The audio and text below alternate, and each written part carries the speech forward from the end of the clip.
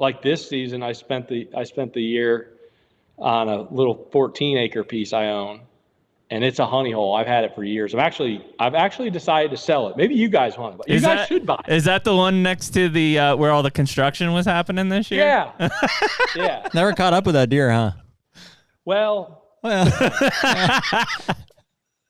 see, the construction, the way it was. Yeah. It's all those reflective vests up on the road. He thought he was going to get driven out of there. That was the problem. You were wearing camo. You should have been wearing a vest, like an orange with a stop sign. Yeah. Stop slow. yeah. Stop sign, and then all of a sudden.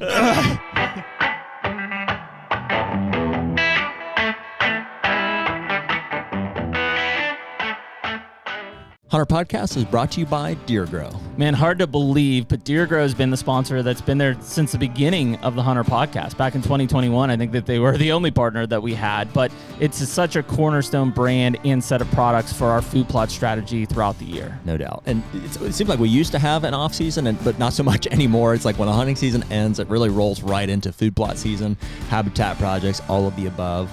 And the Plot Start and Plot Boost have been there since the very beginning. That's a cornerstone for all of our plots. The Plot Start goes on at the beginning, Plot Boost goes on midway through.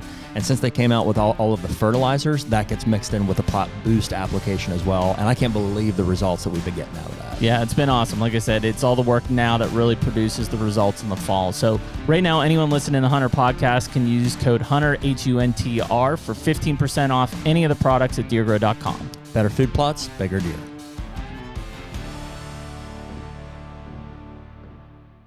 And we're back. Ew. HUNTR Podcast, episode 307. It brought me till right now to make a comment about the mustache. It wasn't premeditated, but I noticed it as we were gearing up for the clap. Yeah. I noticed it earlier, but it didn't strike me in any certain way. It's because it's natural. It's very natural. Yeah. No, I've got, it's the mustache for Nashville, I think. I was going to say, is there like a NASCAR race or something coming up? Nashville. I've got the turkey convention on Thursday and Friday, and then I'll go back to Kentucky, then I'll go back to Nashville for Safari Club. So I'm like, I'll just rock the stash for Nashville. You're going from Nashville to Kentucky back to Nashville? Mm-hmm. You're just going to spend some days at the cabin? That's the plan? Yeah. Like 3 or 4 days. Oh, that's freaking awesome. Yep. So that's why I got a bunch of traps fired up this morning. Oh, cool. Dyed and re-waxed, ready to roll.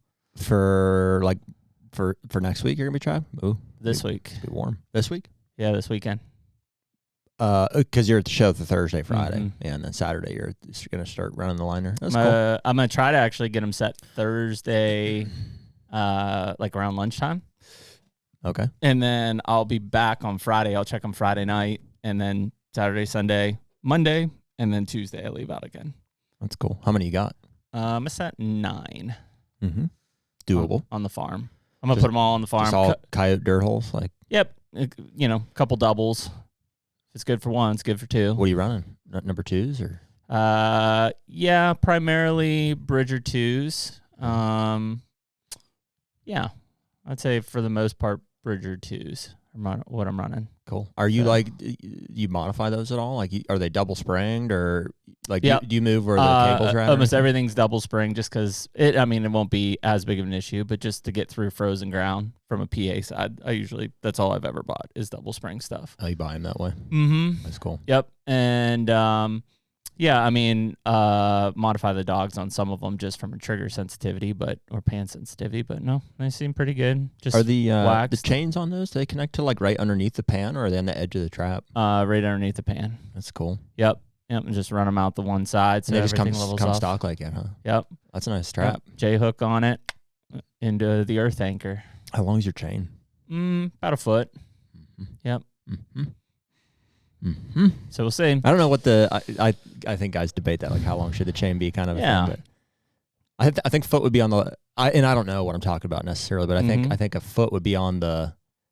That's as far as I would go on it. Yeah, I would say so. Because it gets that run and start, I've got some of the because I think I don't know exactly. I think you can't have jaws that are the diameter is wider than 6 inches for the most part. Okay. I think that's the legality in most states. So I think the biggest, I don't know if it's Minnesota Trapline or Bridger, makes a 5 and 15/16. Yeah. And so I do have some of those, but I didn't get those all. I just got them actually like a few weeks ago, so I haven't had time to weather them a little bit before I dyed them. So I'm just running all my normal ones. But Cool. yeah, I think 9 will get me set up pretty good across the farm. I mean, the last time when Harlan and I were there, when we caught the fox and bobcat, we only had 4. Mm-hmm. So I'll double in some of those there. That's pretty good for 4. Double in Must some have of a lot those of predators. areas. I do. Yeah. So It's the mustache. I'm gonna go. It's the calling card. I'm going full Tom Miranda on him. So yeah. So we'll see. But no, it'll be cool. It'd be nice to have just 3 or 4 days there. I'm not really gonna do. You gonna shed hunt? Yeah, I'll walk. I'm not gonna do like too much from a habitat work side as much as I am just like probably walk around and just like plan like attacks for different areas and stuff. Dude, there's a lot to be said for just standing in the spot. Like it's hard to like put yourself there. Yep. From the couch or the office or whatever. You're like, you can think about a spot, but it's just like, how long do you think about it before you go stand in the spot and make a plan and just start to implement? Yeah, and there's still parts of that farm that I haven't like been on. Yeah. So I'm gonna go into some of those, and then on the new piece that we bought by the cabin, spend some time over there just to get better grips on kind of what I've got. So yeah, I don't know. There's been a few small bucks that have shed out, but none of the deer that I'm looking for now. I don't know behind the cabin because they feeders ran out, and so I don't know that they've been non-existent for like 3 or 4 days. Dude, did I tell you they ate? Yeah, it's crazy. I can't believe. I didn't look inside of the West Twin one because I could see there was still some in the mouths of the feeder, but they ate out that Ramsey Road one. There's a lot of people saying it's like 2 weeks. I don't even think it was 3 weeks. There's a lot of people saying to shut off a couple of the spouts, and it'll just to make them last longer. It may do that. Like I can also close. I mean, I have all the openings wide open, kind of a thing. But yeah, close them down a little bit. I mean, the thought process. I kind of want them to get whatever they want. Mm-hmm. Yeah. Well, I don't know. Maybe you can back that off and have the same desired effect, so to speak. But yeah, they're definitely crushing that. And I know that because the feeder's empty. They've been hammering that the alfalfa with the horse feed basically that I spritzed into it. They like that sweet feed.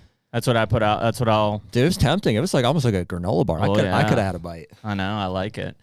I'll probably put. I don't know. I've got a few feeders, but this will basically be the last time I can feed in Kentucky before it becomes illegal. March 1st. No feeding till the end of July. I'm definitely gonna up mine to the 5,000 pounders. I think. Mm-hmm. I called the place earlier. They can fit 3 of those on a 40-foot trailer. Mm-hmm. They can fit 3 5,000 pounders with 2 more, with 2 2,000-pound footers.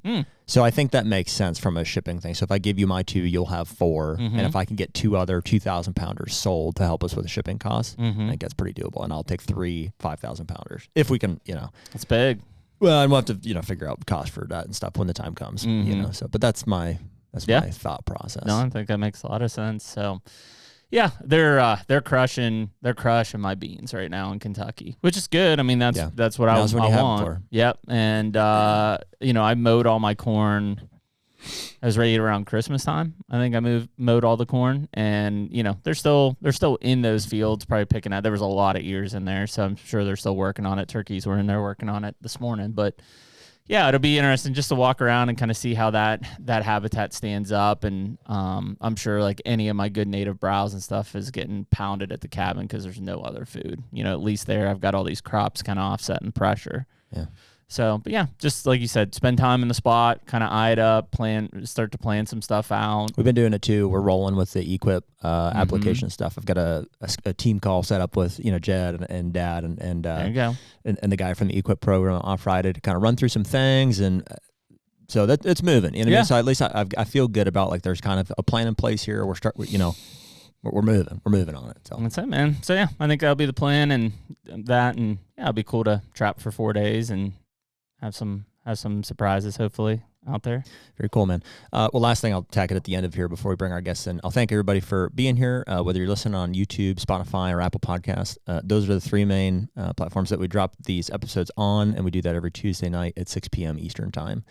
If you've written us on Instagram DM or the website, those are the 2 that we check the most frequently. And I know I've got some emails flagged there, but we do try to get back through those sooner than later if we can.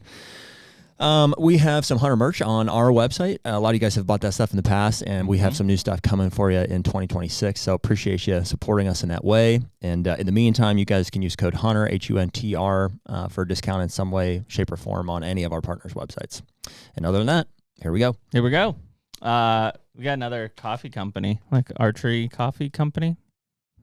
I always like to make mention because when I was just noticing like it's very similar logo. Anytime people send us free coffee or stuff, I'd give them a shout out. So we haven't tried this yet, but that's out there. There's our backbone. Should have made some of that before. I was so close to doing it, dude, and I didn't. So there's backbone because that's usually who sends it. But yeah, it's like I don't know. I feel like bourbon instead. Feel like we're like Dave Portnoy. Like one sip, everybody knows the rules. Yeah, coffee. One sip of black coffee. There you go. Black coffee. We got guests today. So kind of going in tandem with what we were just talking about on the properties and management and projects that we're working on, Bobby Kendall coming back at us. Yep. It's been a year since we've had Bobby on, give or take. Maybe. Something like that. Yeah, a couple months for sure. Yeah. So we're like... you know what? It probably was in Brackett's basement, live from Illinois Deer Camp. Was that last November?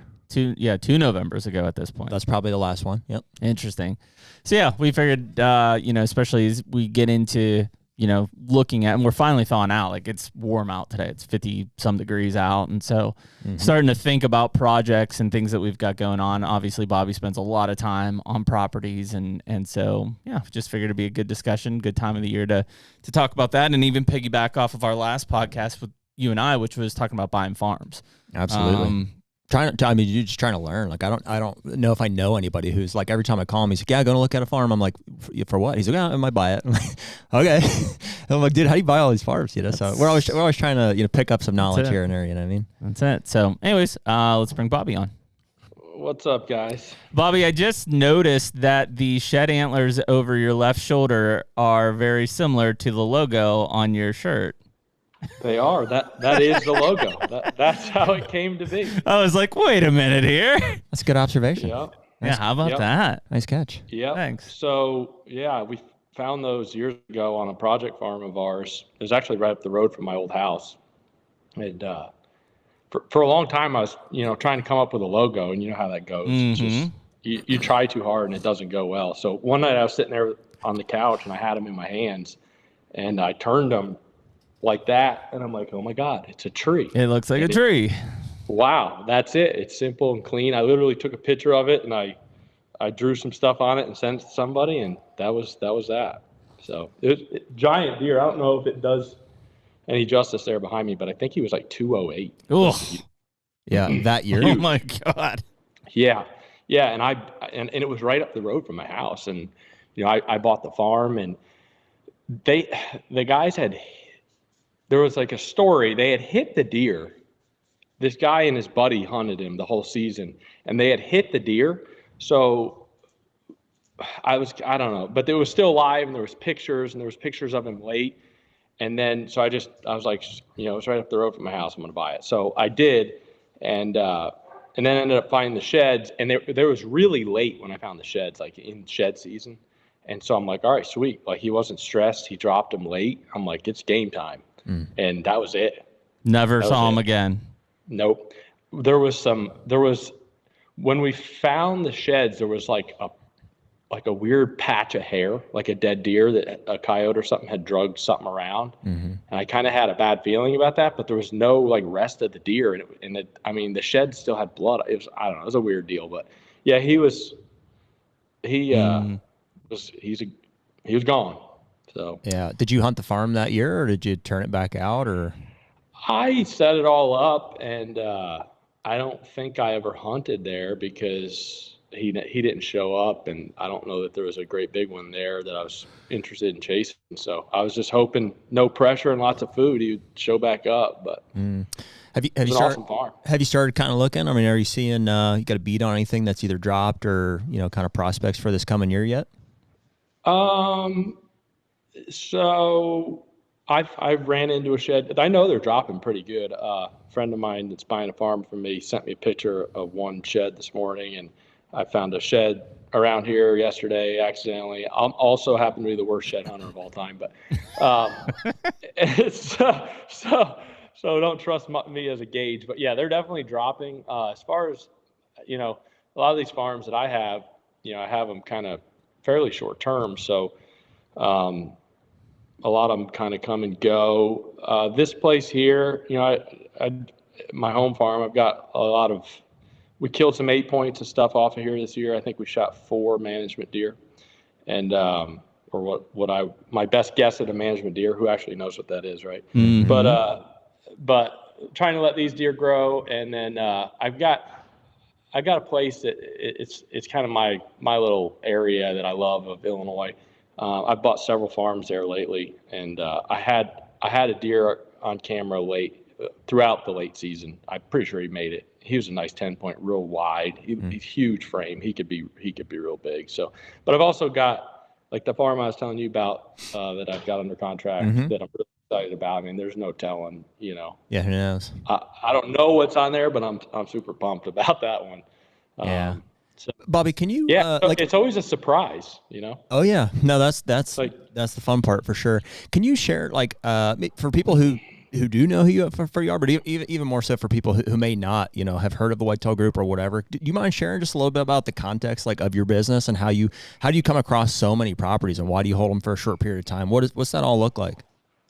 Yeah, so how far back do I go on the story? When I came out to Illinois from upstate New York when I was pretty 19, and I was playing music full time, and I was guiding in the falls, and I was trying to figure out what the heck I was going to do with my life. I went to pharmacy school. I hated that, and I ended up coming out here and guiding.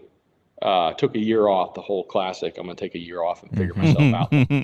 I ended up meeting Toby Stay's father at a gas station or something in New York, and we started talking about hunting, and he told me about Toby out here at an outfitter, and that's how I ended up out here. I came out here to interview, and we went shed hunting.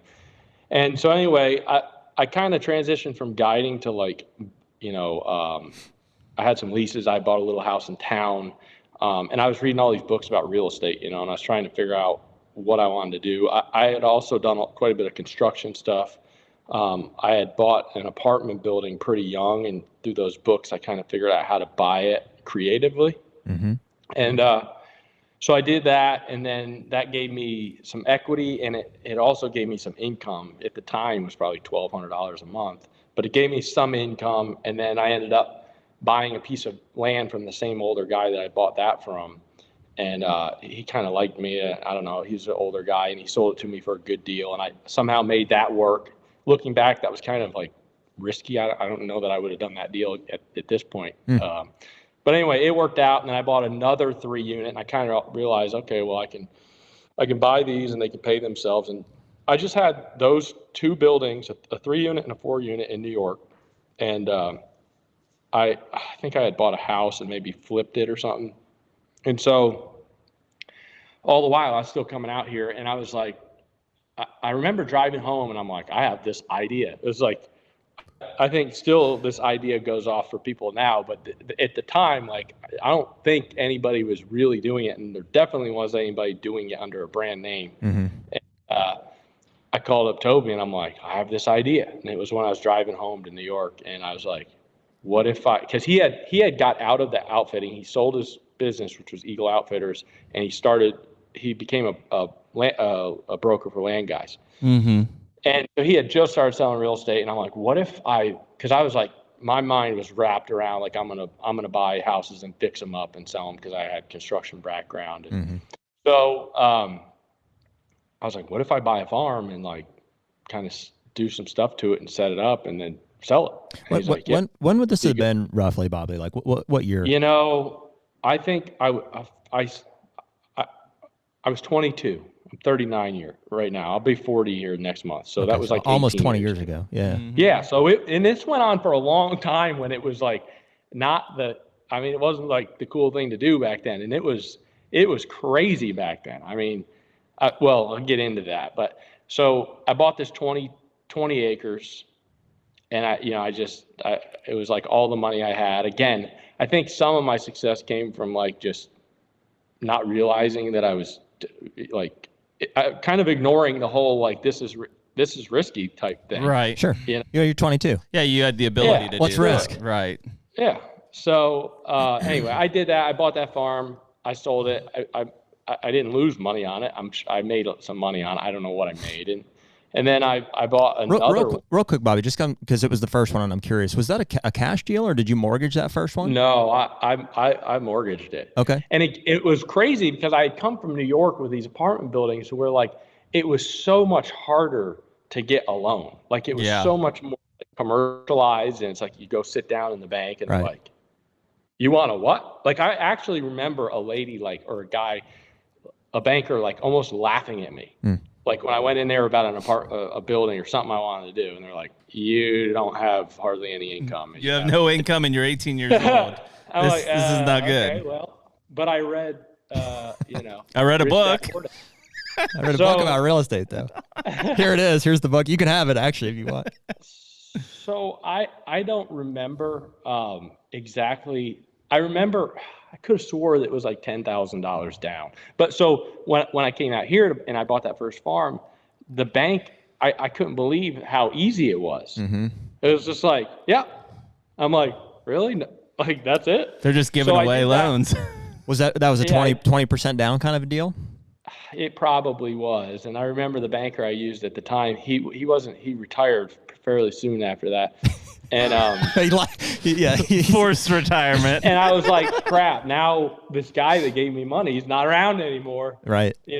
I'm back to the corporate thing. But anyway, so I went from that farm to like quite a bit bigger of a farm. So what was the deal with that? I'm sorry, I keep bringing it back to that one, Bobby. So, but you bought it with the plans to resell it? Yeah.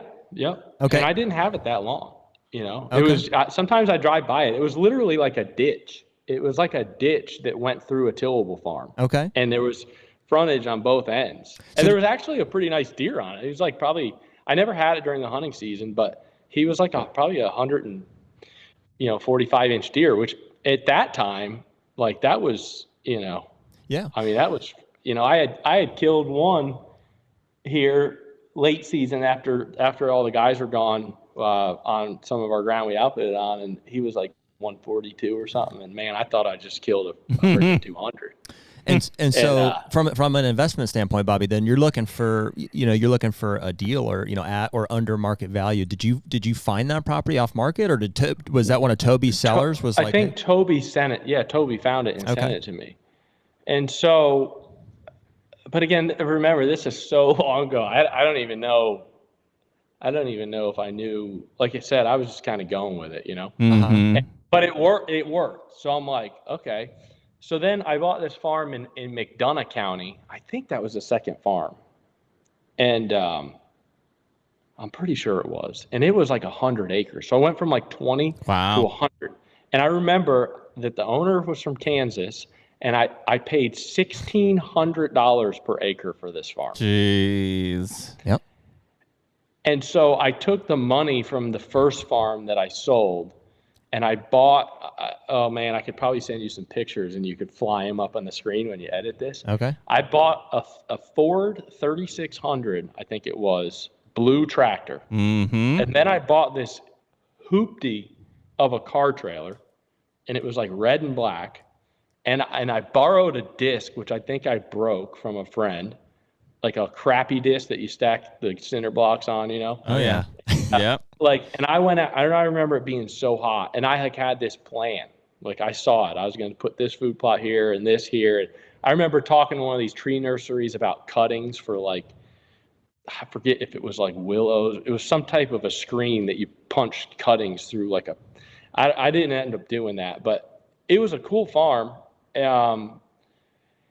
Planted some beans. I was up there, and the neighbor, a farmer, kind of took liking to me, and he saw me out there working like crazy with this little tractor. And I remember he ended up saying, "Hey, would you want to borrow this?" And I borrowed this brand new, probably 50, 60 horse John Deere with a 7,000 pull type. Yeah. I was like, man, this is freaking awesome. So I planted these plots, and then another funny story from that, and some of my friends still remind me of this to this day. I had gone up to the top of this hill, a little hill, with the tractor, and I got off that old Ford tractor, and I went into the woods to look at something, and all of a sudden I hear this like squeak, squeak, squeak, squeak, squeak, squeak. And it starts getting quicker and quicker. And I'm like, what the heck? And I'm like, oh my God. I run back out of the woods, and this tractor had ghost rode itself down the food plot into this point through the woods. And it literally, like, it went into the ditch, but it kind of went head on into the ditch, and it just kind of went sideways, and it just came to a stop. Missed all the trees. Oh, my word. So it was just a complete shit show back then. It still is to this day. But the price of that farm is so it was, that was and I golden. remember like being so scared to buy it, $1,600 an acre. I'm like, oh my God, so much money. And I did it and sold it. I want to say I sold it for like in the low twos, maybe 22 or 2,400 or something like that. I hunted on there and I videoed, and it was the first time I had put together a video. I might even be able to find some clips of that, but I remember being in a tree and all sappy about like how cool it was to do all this work and then pass a deer of this caliber. And there was a nice deer. I forget what he was, probably like 150-inch looking deer, mature deer, if I remember. And he came out and walked by. My friend Matt was filming me. And so that was kind of like, that's where I really got hooked, because I was just like, okay, this is awesome, doing all this work. And so from there, there might have been another farm here or there in between, but I think one of the third ones was 152 acres.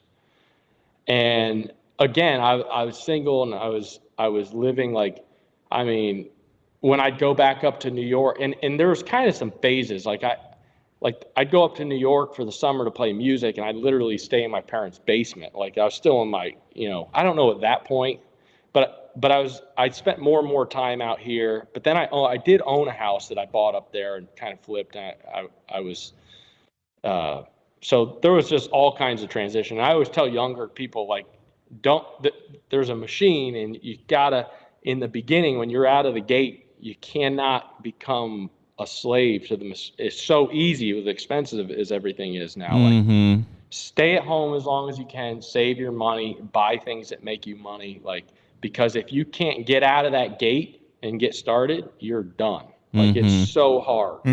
And I can't even imagine what it would be like nowadays, Yeah. But anyway, so I had those apartment buildings at this point still that were allowing, between that and playing music in the summer, which I didn't make a lot of money doing that, but it made me enough to where I didn't have to have a 9-to-5 as I was getting going doing this. So I think like the third farm, I'm not sure if it was exactly the third, but it was like 152 acres in Brown County, and ended up becoming kind of like an iconic farm. Not because of what I did, but there was just there was a giant deer that was on it. Somebody I know ended up owning it, and everybody still talks about this deer in Brown County. He had giant brow tines. He was like a 200 something, just giant deer. Jeez. But anyway, so that farm was the first farm with timber value. So I did a project, and the whole time I just kind of felt like, just like confused and unsure, and like I didn't like the feeling of not knowing and not like kind of being able to control the situation or whatever. And the feeling was like, hey, there's some big trees here, like. Well, no, just like somebody logged it for me, and the whole time it was like, what do you have to have out of this timber? What do you have to have out of this timber? Was the yeah? Give me your bottom dollar, and then I know where my number can be. And I think I like posted it on social media or something, and like all these people came out of the woodwork. And so anyway, I did that project. Somebody logged it. They bought it standing. And what does that mean? What does that mean, Bobby? Real quick, what does that mean? They bought it standing. So they just gave me a number for it. Okay.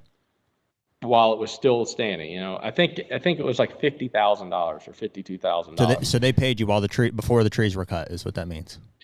Yeah. And so I was like, wow, it was eye opening. Like, there's this much money in timber, and like, so that one I did well on. I sold that in 2 pieces, which I think the farm eventually was put back together. There was a little cabin on it I did some work to.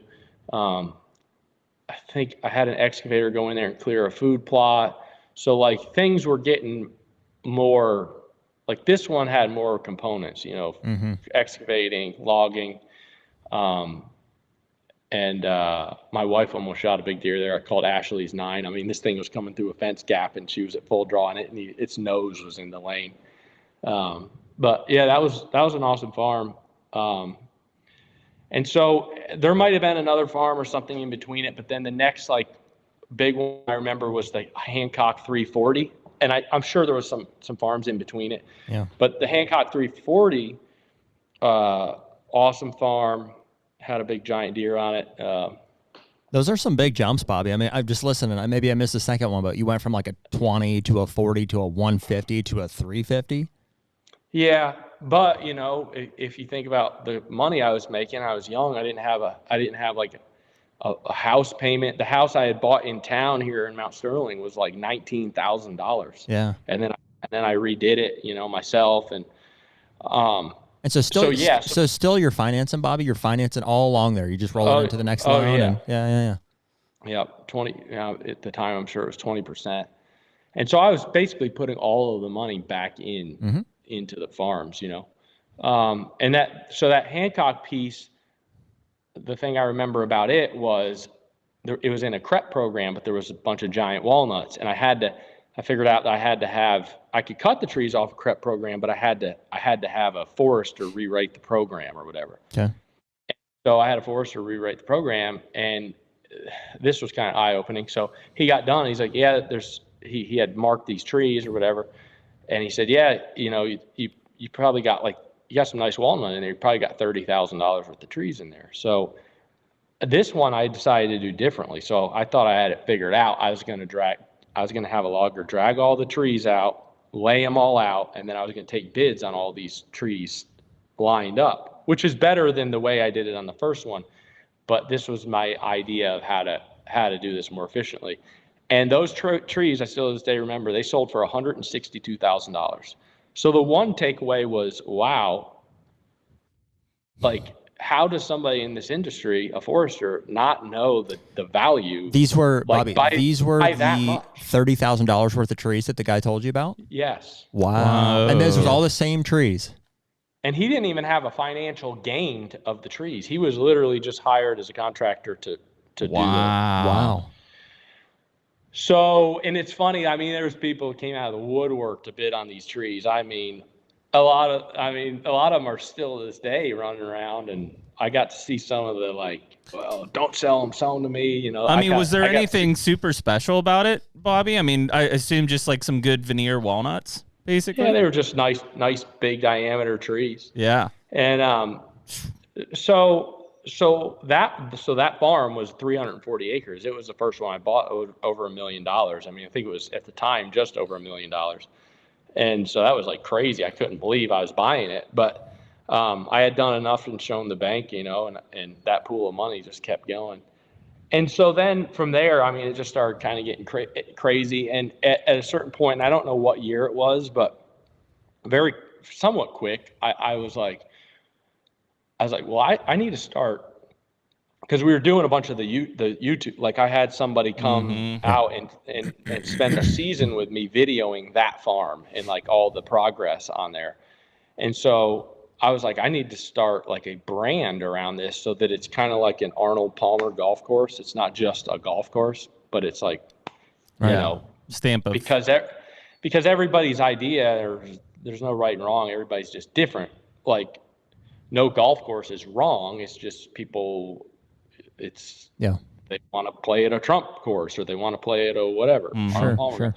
So that was kind of my thought. And my other thought was like, if I have a farm that's branded and it's done up and the market ever takes a turn and there's 5 farms on the market, mine stands out against the other ones.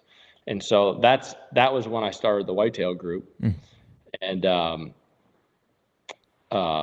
Bobby, you know, and the YouTube stuff started going and then go ahead. Regarding the branding stuff, like I'm just curious your perception from like, and I wouldn't ask you to like disparage buyers by any means or anything like that, but it's just like locally, And I guess in Illinois too. I mean, we're our paths cross out there, but even out here, I mean, guys list, deer hunting properties, and it just seems like the buyers just do not know. Like I see it frankly the most of like where I'm at in Ohio is like every single property that's listed at 10 acres and up says great deer hunting farm, and then it lists boom, boom, boom, and dude, guys just gobble them up. They're like, says right here, great deer hunting farm. Like, do you think that like all the improvements and stuff that you're making like really make a difference, or could you just buy it and like put a trail in on the north side of it and be like, great access, great deer hunting farm, and sell it for what you're selling it for?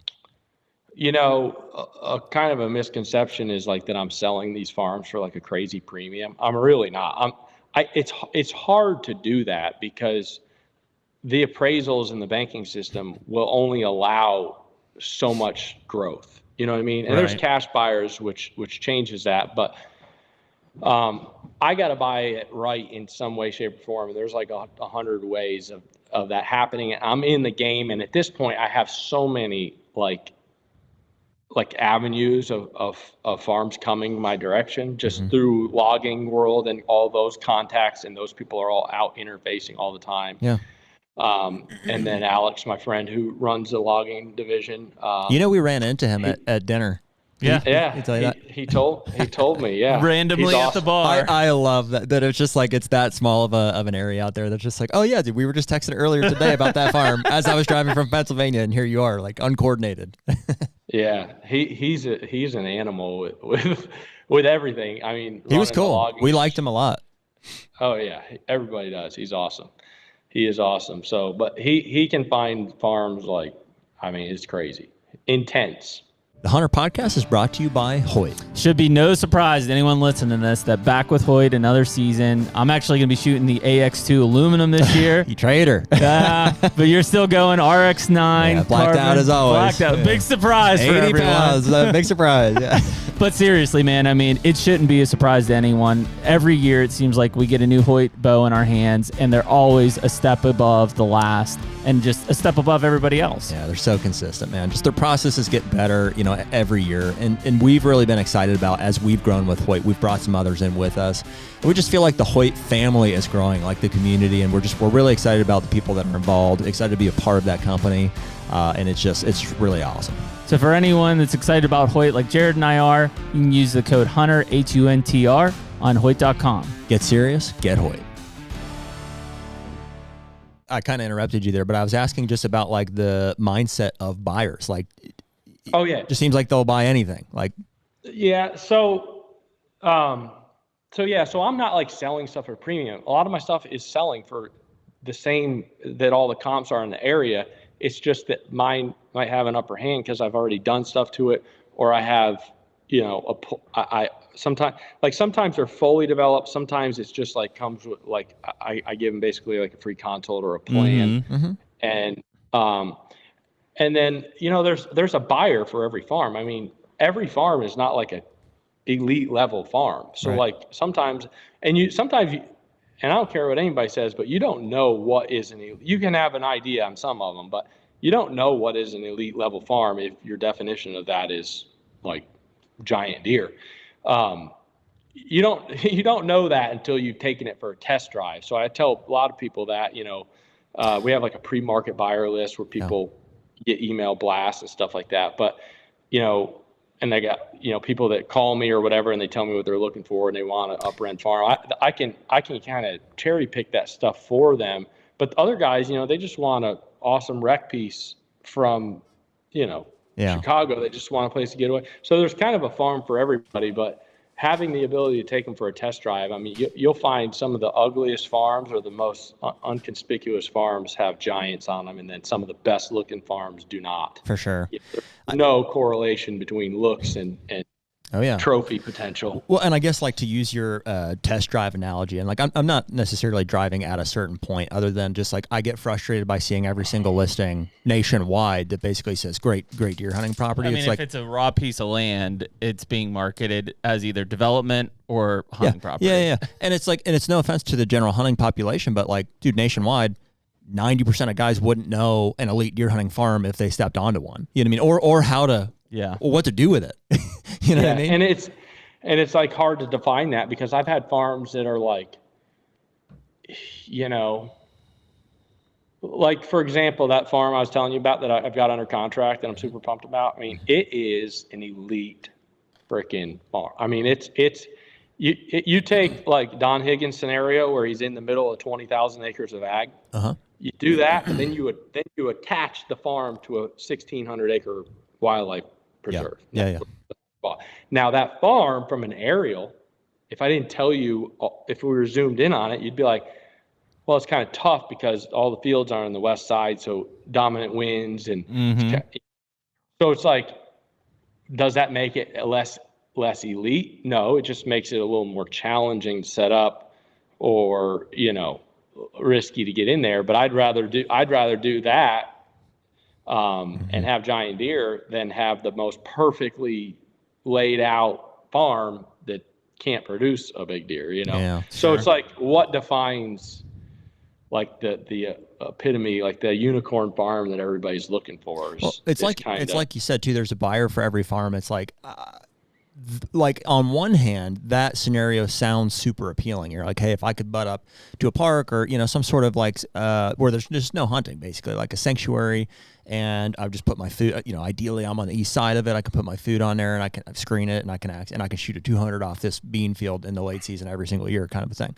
Yeah, and that does sound awesome. Like it would be cool to have that option, I guess. Like that's fun, but it does also seem like I know my nature is that like, dude, I want to hunt a farm, and I'm like, I would almost rather, if I have to compromise a little bit on the age or quality of the deer to a certain level, I would almost, again, like year to year, like maybe you want it all in a perfect scenario, but if you had to pick one, I'm like, I want a farm that I can hunt all sides of, and that has like a good age class, and you know what I mean? So it's like, it almost seems like a farm like that could get boring after a while. It's like cookie cut. It's like, all right, let's sell it to somebody that wants to have this experience now and on to the next. Yeah. And I mean, I love it all. Like my lease, I have a lease. I've only have one lease. And it's up there in the same area, and it's phenomenal. I mean, it's 90 acres. I can't plant any food plots. I got no food. I can buy back 0.6 of an acre to be exact. And so like, but I've killed some big deer on there. And it's funny because I feel like I have just as much success in that scenario as a lot of these farms that are crazy over the top developed. Now, it also is because it's in a crazy good area and there's big deer there, which is half the battle. If I could develop it, I would like to say that like my days on stand would be cut drastically less or whatever. But I still love just going up there and hanging hunting. I mean, I know all the pinches and the funnels and I still love doing that. And honestly, like that's what you grow up doing, and that's what the beginning of a lot of this was. So it's like you have to learn everything we do strategy wise is reverse engineered from the mindset of a deer. Otherwise it doesn't work. You know what I mean? So it's strategy is like all the stuff we have at our disposal nowadays. It's only as good as the strategy behind it. But I'm with you. I still love, big deer will travel. I don't care if it's on one of my developed, over the top farms or my lease. I love it all. Ironically, I don't get to hunt a lot of the farms that I do over the top because they're usually sold by deer season, or I buy it so late in the year nothing's done. But this place here, my home farm, I mean, it's crazy with over the top stuff. Yeah, well, and you're on a new place there too, right? Like you living on the lake now? It's an old Boy Scout camp or something? No, it is an old Girl Scout camp. There's a ranger house up front that we remodeled. It's like a 3-bedroom ranch, and then this place, like this room used to be the dining hall of the Girl Scout camp, and it's a big commercial building. It's built like a parking garage. Actually, it's got a lot of square footage, and it was remodeled by a hunter that bought it in 2008, and then it remodeled again by a hunter, a friend of mine who bought it to flip it a year and a half ago. And I am going to build on the lake down there, and then I'm going to rent this big place and the other house out of the deer season to like corporate events and like small weddings and stuff. Okay. How was the property working out for you? I know that had all kind of like crazy stuff with underground water lines and stuff and lake access. Have you gotten to hunt a season there and stuff yet, or? I did this year, and like I said, we killed four management type deer. But this area of Brown County, the Buckhorn Township, I mean, at one point this was like the holy grail of deer hunting. I mean, everybody knew the Buckhorn Township. It's more rugged. It's actually probably some of the more rugged stuff in Western Illinois or Central Illinois. Hollers, I mean, like West Virginia type stuff, just crazy. And this place was always iconic. One of the lodges I used to guide for and play music at was Illinois Connection, which is right around the corner. This place was always iconic. It was always private. Everybody, I mean, to hunt against this place would have been a dream back in the day. But, you know, I think that there was some change. I think like the quality of the deer might have gone downhill, but I feel like it's probably on the rebound now, because in the last 3 years or so, there's been a lot of, like, my neighbors are huge. It's unheard of for Illinois. Like, I have a 600-acre neighbor, like a 300, a 600, and an 1100, a 1200 to the south of me. And that 1200 used to be outfitted. It's not anymore. It's been privately leased for a couple of years. And both these big 600s are very low numbers of hunters. And so everybody's kind of on the same page here. And now I'm in the core of it. So I think it's going to get really good. I think we just need to key in on taking out those deer early. And but for me, the reason that I 1031 at the beginning of last year, I 1031 9 properties, plus I sold my house, and I put them all into this place. Wow. And it was actually the most complex deal I ever did. There's like, I acquired it in 7 parcels, and, you know, so that the 1031 money went to a certain parcel. You know, there was a lot of reasons for all the stuff I did, but yeah, so the reason I put my money into, I wanted to simplify, because I had all this stuff starting to be kind of scattered around, and it's like, oh, I keep this, I keep that, and tillable fields, you know, off of farms and this and that.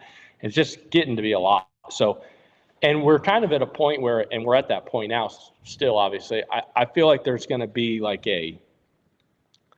we're already seeing it, like premium pieces, whether it be like against a nature preserve, or it just has crazy history or whatever. Like, if you can show like that, or like just this place happened, just the uniqueness of it, like unique and premium farms, I feel like there's going to be a disconnect between them and regular market value of farms. And so I just thought it would be, and stuff is appreciating so fast that, like, kind of the same stuff I was doing when I was young with the equity. I was like, well, if I roll all of that money into here, you know, and then I build a house and I pay it down with some timber, and then I build the house and raise the debt up a little bit more, back up a little bit. But then I have this place and that place to rent and essentially pay, service everything. But most importantly is, like, all my money is working for me because it's sitting in a piece of ground that should appreciate faster and harder than normal rec ground. And I can still use the equity. So Sure. I mean, my banker was like, you know, you're not going to have to, if you don't want to put any money down for a farm, you're not going to have to do that for a long time, probably. So I can use this equity to, and I'm okay financing stuff 100% because it works for me. I'm in and out, and it allows me to do so many more deals. Yeah. You know, and I like having my cash to feel safe, you know, to do all those deals. So, so yeah, the reason that this place is unique, I keep saying that, it's 501 acres.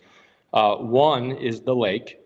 So when I bought this a year and a half ago, or a year ago, you know, I paid $72.50 an acre for the land, which I felt like was really good. And there was no premium attached to the lake or the water system.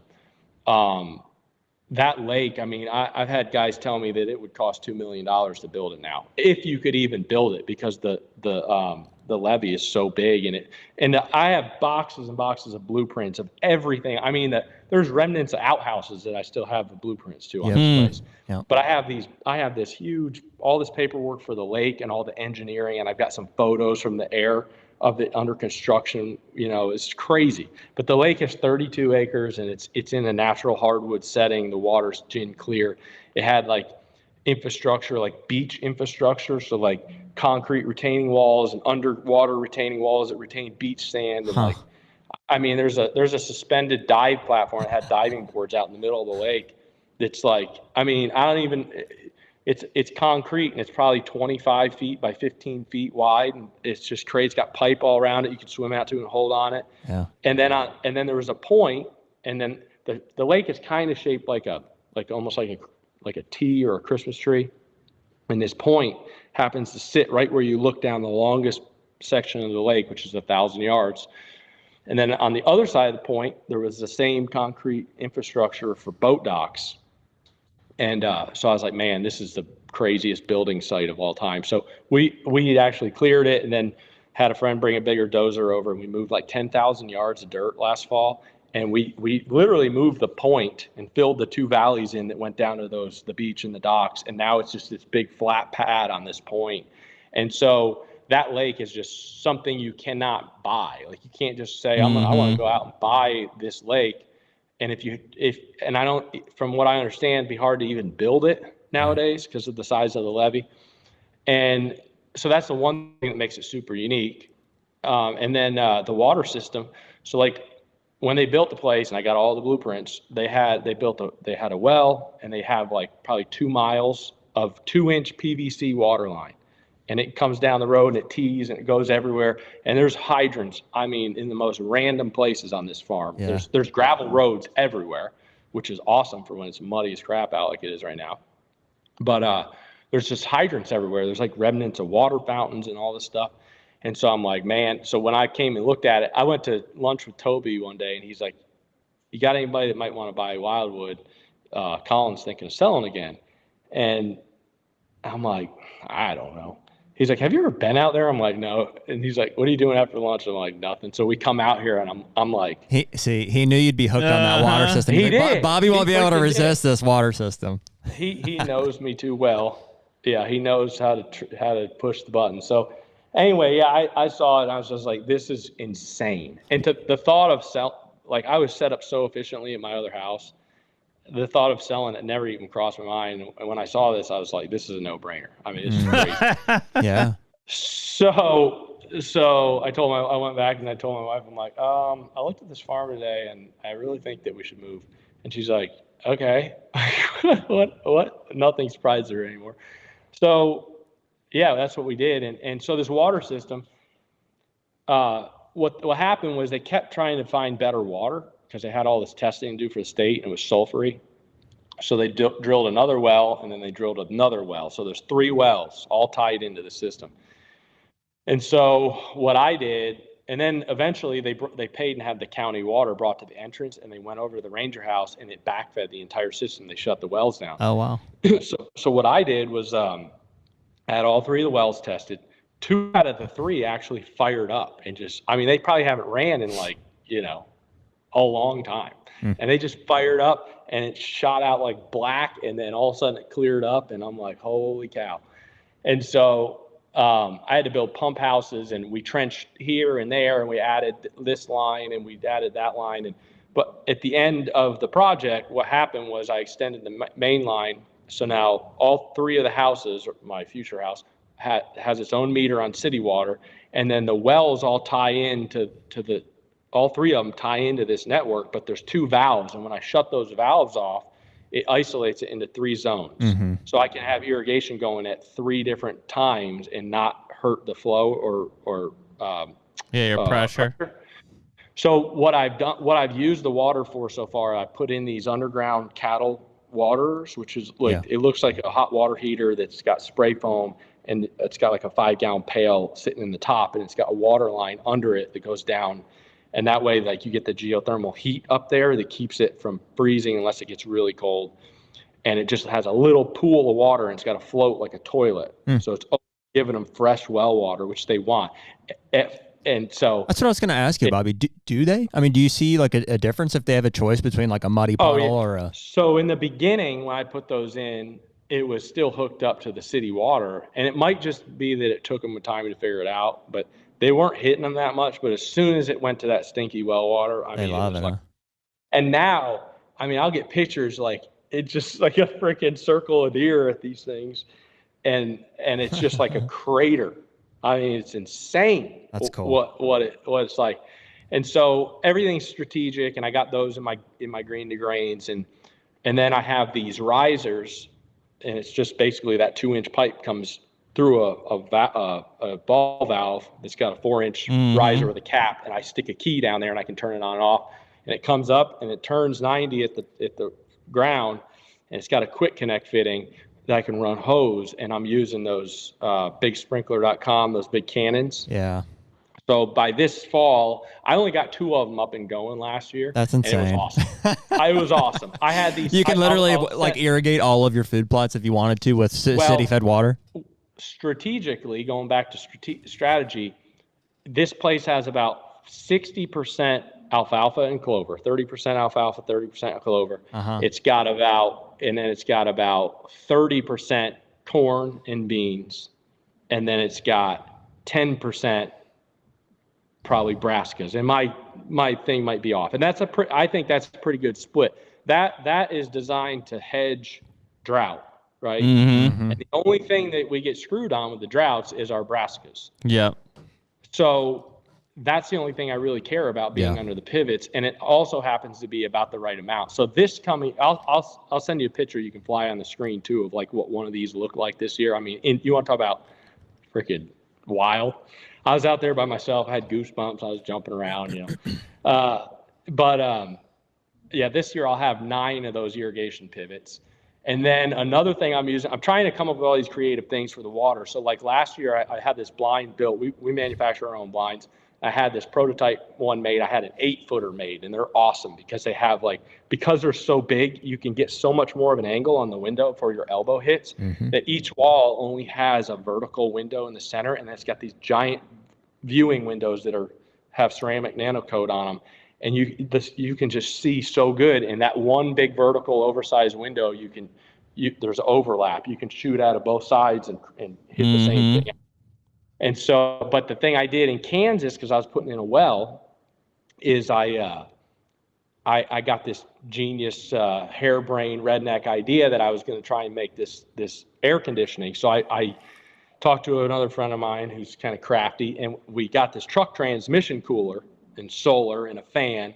And so out in Kansas, I ran that water into the blind, and it's like, strategy, you go up this hill in this brush and you get under this blind that's only got 4-foot legs, and you're on the crest of a hill, and you can sneak in there, but as you're getting in the blind, you open the hydrant, you get up there and you crack the ball valve, and you turn on the fan that's behind it, and I've got a solar 100 watt solar deal, and so it sits there and runs that 55-degree water through the transmission cooler and blows across it, and it literally cools it. It takes the edge off. It doesn't make it like an ice bath in there, but it definitely takes the edge off, and it blows perceived cold air onto you. So anyway, I've got a bunch of these blinds, about half of them that are around. I kind of laid out around where there was a hydrant and stuff.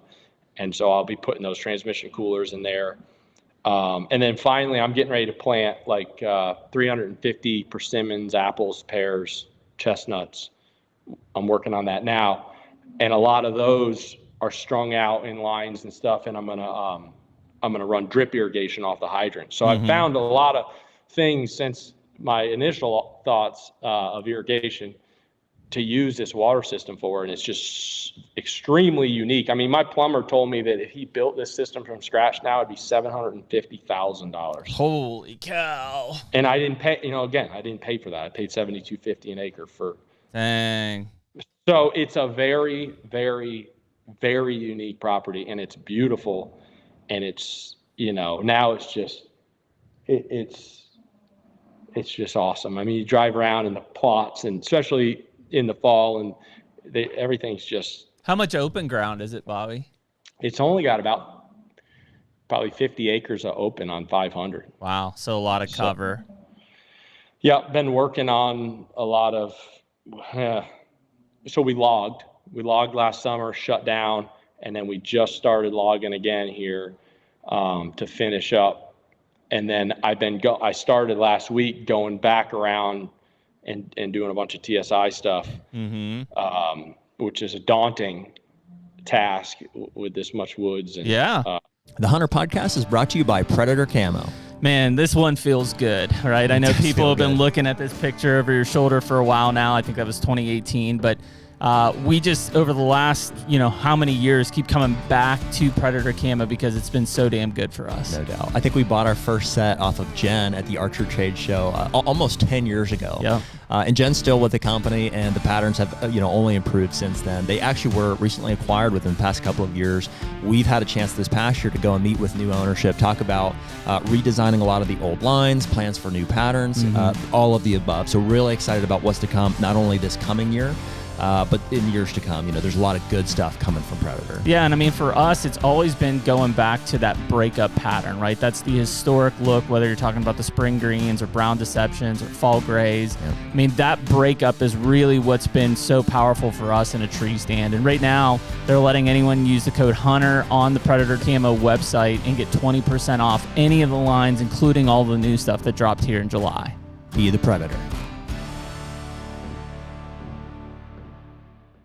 Do you do all that yourself, Bobby? All the TSI stuff? Yeah, I mean, I've got a friend that came down and helped the other day, and then I got a kid from town who I just met through my other friend that was down helping. He's been helping him a lot with TSI stuff, so he's been coming down, super available, which it really helps to have a second. I mean, just the mental aspect to having two people doing it is like, well, it's huge. We're in the midst of it. You may have heard me mention on the opener, they're like kind of enrolling in some of the stuff in Equip and also just general TSI, whether it be like a crop tree release or like a call tree removal. I think is the two classifications that they have under from a government funding standpoint. I mean, first of all, do you do any of that, any of the government funding stuff, or? I have not. I mean, I'm familiar with it, but I haven't. But just because, for me, I feel like a lot of that stuff you're so under their watch, and it's a whole different animal. Like, I don't know. This place has just got a lot of woods, and I just don't want to be. Hey, you need to go back through and do this now. And it's like, okay, I'll get right on that.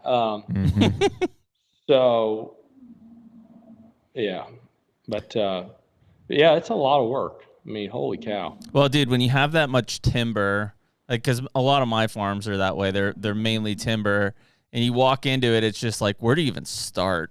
From a TSI side that.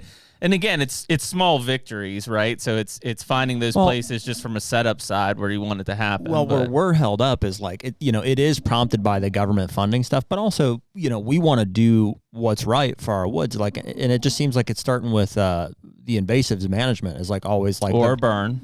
Yeah. Well, and whether that's a part of it or not, it's like, are you guys tackling that at all, or like just don't care about it, just get the logs off, or? No. I care about all of it. I mean, obviously, the browse is such a huge part, and especially now with all the drone stuff, people are really realizing how impactful it is. But it is really important, and I think one of the theories I think, and it might be a stupid theory, but back in the heyday when people were some of these farmers, you go in their house and they got freaking 200s on their wall from the 90s. Forget exactly what period it was, but it was fire in Illinois at a certain point. But there's obviously a lot of things, that change that, a lot of things. But one of the big things has been all the invasives, and like you take all of that food.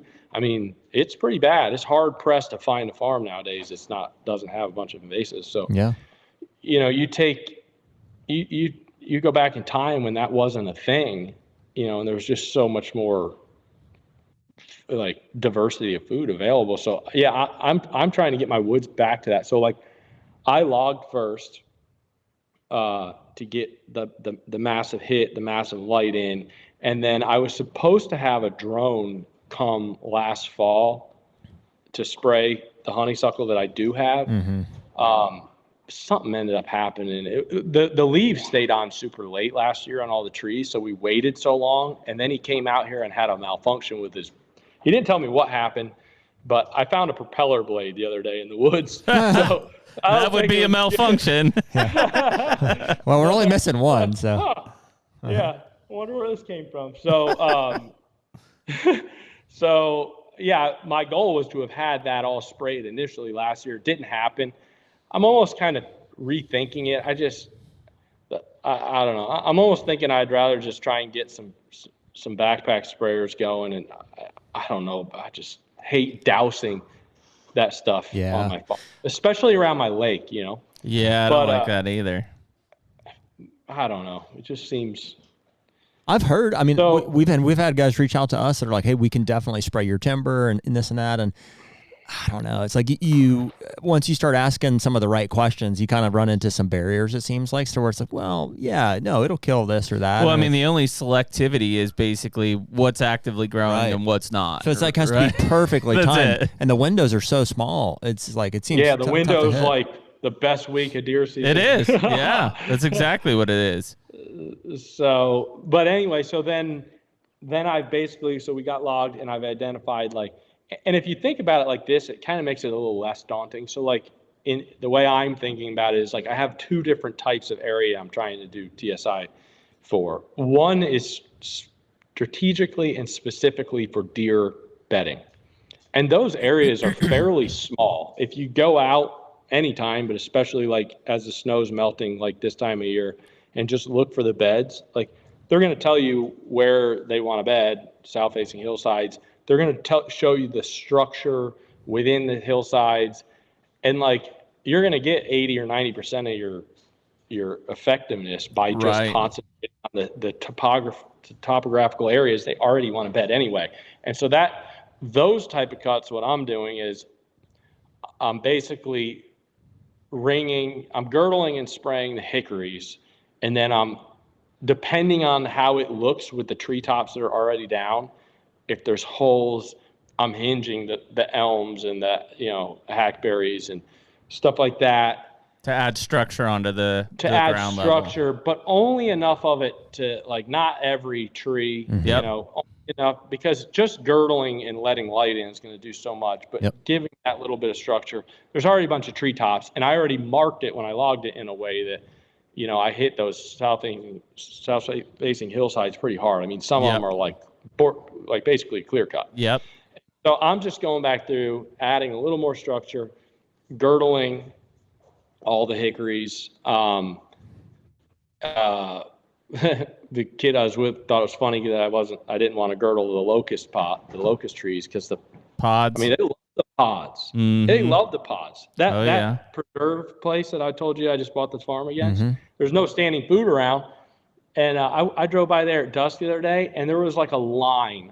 The preserve is on the right, and there's a hedgerow on the left. And I mean, it looked like cattle. It looked like somebody laid corn out in a line. There was a line of like 50 or 75 deer just crushing eating them. Pods. Mm-hmm. I mean, so that's kind of unorthodox to not kill those. So anyway, and then like I'd go around the bowl, and then I'd get on the north-facing side. And the north-facing side really was not laying anything over, just basically girdling the hickories, girdling the if it wasn't an oak or a walnut or something that's going to provide food, I just basically girdling it to make sure all that light comes through to the south side. And I plan to run fire through those areas just to try and get browse and stuff coming. But then all the rest of the woods, like all the rest of the areas, they didn't get logged as hard, so they visually already look different. But my goal with those areas is, timber stand improvement for the value of the woods, but it's also for turkeys, and it's also just for an explosion of food and forbs and stuff. So like those areas, I'm girdling the trees that aren't providing, food and trying to let as much light in. And then those areas will definitely be getting burned. Yeah. Bobby, have you done very much timber burning? I haven't done a bunch. I've done some, and I've got a bunch of friends that do it for people and stuff. So, but I haven't done a whole lot of it, and partially because a lot of these farms that I've had over the years, I just don't have them long enough. Yeah, right. A lot of this stuff is this is what you should do. But But yeah, I haven't done a whole lot of timber burns. I've done some, but this is a kind of a different animal now that I have this big home farm, you know. Yeah. Well, and It's kinda fun. I'm sure there's pressure to like not mess it up too. You're like, hey, this is my home farm. Like, don't, you know what I mean? Got to do this one right. Yeah. And I don't think you can mess it up. I mean, Yeah. What's crazy is I spend way more time than I would like all over the place on here, which maybe that'll change. Maybe it won't. Maybe it won't matter. I mean, you know. What do you mean? Just presence? Yeah, I think the presence. I don't know that it's a horrible thing when it's done consistently. No, you know? I think they get I know used Lee to it. talks about that, and he does it on his stuff. And Yeah. it's like this nature preserve I keep talking about. I mean, those deer. There's a lot of pressure in there. There's freaking giant. There's deer everywhere in there. Right. Bobby, what's why are you girdling stuff versus cutting to open up canopy in some of those TSI areas? I just don't want to make a mess. Okay. You know, and I want to promote those deer You want to bed. You want to just delay the mess. Yeah, I want to. Well, yeah, I don't want to create like. I don't want to just go hinge everything and just make a complete mess. It's hard to run fire through, and it's hard to. Yep, like, that makes sense. You know, I don't really. I'd rather promote those deer to bed where I've designed for them to try and bed. And some of those might be back in the woods, and I've got a tree stand and I've got, you know, access to it. And I'm trying to create like downwind of a spot a deer's got to go use his nose to hunt as he comes past it for a doe. So, you know, there's different layers of it, but that definitely you want them to have to use their nose. Cause like right now they go to this open area, or before I start doing some of the stuff, they go to this open area, south-facing hillside, and they can just fly through there and see. Yeah. You know what I mean? But when you force them to use their nose, you can kind of predict where they're going to be a little bit better. Yeah, you know? that makes sense. So the girdling is just a preference of like, hey, I don't want it on the ground right now. I just want the sunlight opened up. Yeah, and just and you kind of. I don't think there's a true right and wrong way, but you hear more often than not about too much hinging, and I've seen it too. Too much hinging becoming something that somebody wished that they didn't do. Well, even if you went in and like, let's say you were targeting a half acre area, and you just started dropping every hickory, like it's difficult for deer to get through there too. Like, yeah, they don't like that. They don't like that. I don't think. I mean, I wouldn't like it. Yeah. Well, I mean, know? put it that way, you know, we can't get through there. Or if you want to run fire, you got more fuel load on the ground. Like there's a lot of reasons. That's to why I'm have asking that. so many questions about the order. It's not to say that you're doing things wrong or right, or I'm just trying to learn because we're about to embark on some of those processes. It seems like the three, you know, when it relates to timber, is invasive management via either fire or chemical. The fire itself, whether it's for invasives or just to remove leaf litter and stuff like that, and then the actual cutting of the trees. Yep. You know, which it also has girdling and or hinging in it too. Yeah, and so we're just trying to understand what's the right process, and it's not a certain point. It's just like, I don't know, just do one of them. Do something. Start, you know? And then you try to throw a government funded program on top of it, and it's like it adds even another layer of like, is this ever going to get going here? You know? Yeah. I don't know. I think a lot of what I do is just kind of trying to look at it as a common sense approach, you know, or reverse engineering it from a deer. You know, a lot of those trees that we are hinging or whatever, it's like, okay, there's a hole here, try and hinge it straight down the hill so that there's lanes that they can kind of come up and down. And like some of these hillsides back here, I mean, we hammered them with the logging. I mean, it looks like it's freaking hammered. And I actually went in there afterwards with my dozer, and I was moving some tops around, trying to get them a little more evenly spread out, trying to picture the way that if he's bedding out here on this tip, like how is he going to navigate to the plot? And I literally went in there and moved some stuff around, just trying to get it laid out a little bit better. And again, just kind of like, I don't think there's any majorly right or wrong ways to do it. I mean, the goal is to let sunlight in there, let the deer still navigate, and you know, and keep the trees that are providing some benefit, whether that's monetary in the future or food, and get rid of the ones that aren't. Yeah, I think that's where the invasive side, I think, you're never going to get rid of all of it. But if you can set it back enough that you let the natives kind of take over and suffocate them out, I mean, that's the goal, right? And if you're doing everything right from opening up for sunlight from a canopy side, like the natives are going to take off. I mean, that's what they need to rip. So, yeah, I mean, I think it's just baby steps, and again, like I said, it's little successes really is what you have to take for the win. Yeah. My buddy who does a ton of burning and a ton of TSI, like his family, they have a gigantic farm here in Brown County, and he manages it full time. And their thing is turkeys. Like they're more into the turkeys and turkey hunting than the deer. So like listening to him talk, picking his brain on a lot of it is cool too. And I'm excited to try and just promote a place for the turkeys too with the burns and Well, yeah, I mean, that's a lot more of a particular species from a feeding side. Like you're really focusing on forbs and things like that, where, from a woody browse standpoint for promotion, like, 3-4 years down the road, like they're going to have to keep burning and resetting things where you're still just getting into really good woody browse at that point for the deer. So it's a lot harder to manage those timber pieces for turkey. But if you're managing them for turkey, the deer are going to be in the best situation too.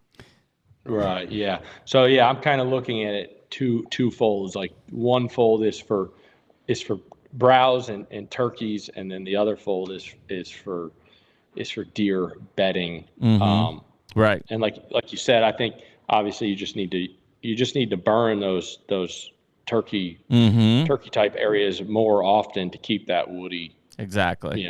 And so it's probably a lot of work, but once you get, I guess, once you get your fire breaks and everything's figured out, and once it's under control, it's, I think it's a lot better than where it's at right now. Well, you said you had a good road network, which is really key from a fire break side, and even just being able to control things and move around. Huge. Yeah.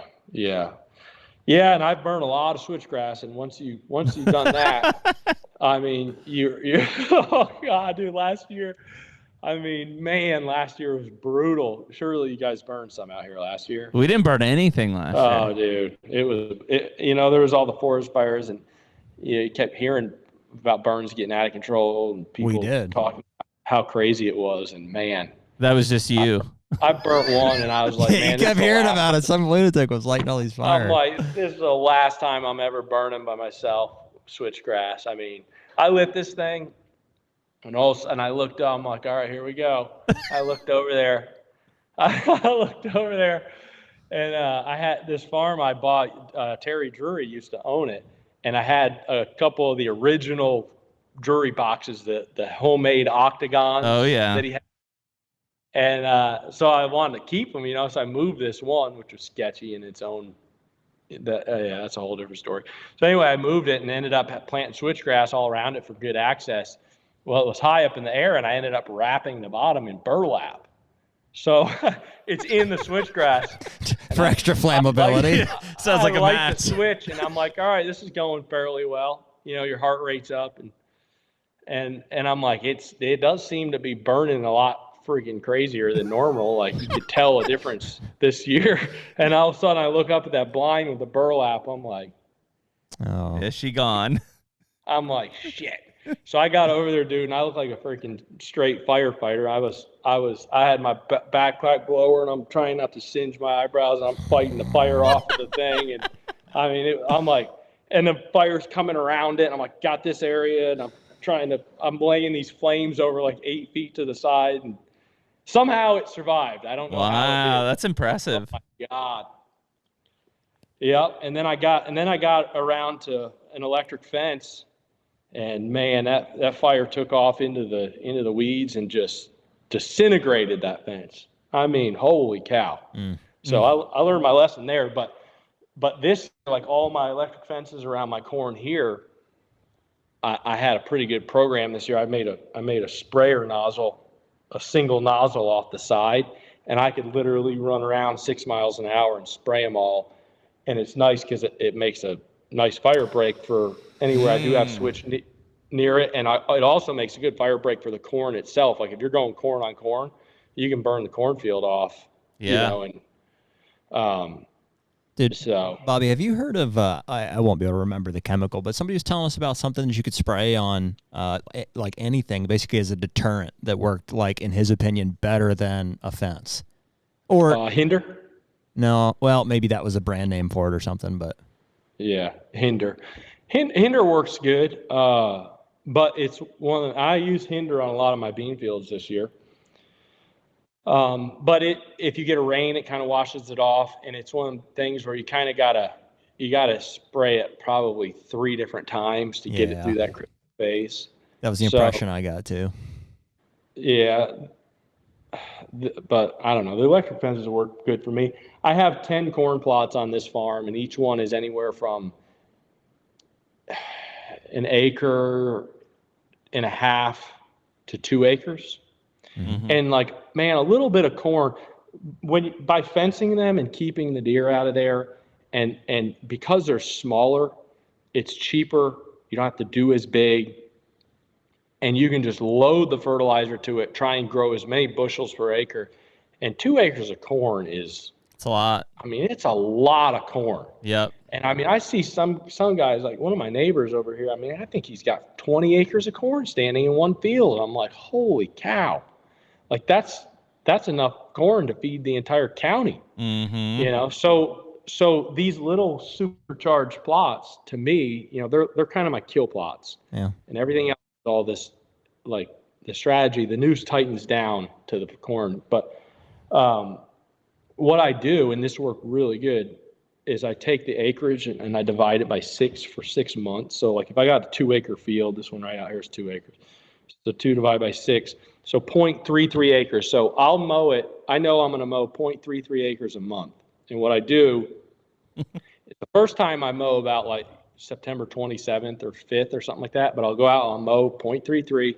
And then on the 15th of October, I'll re-mow the same exact 0.33. Mm-hmm. And then November 1st, I'll mow the second 0.33.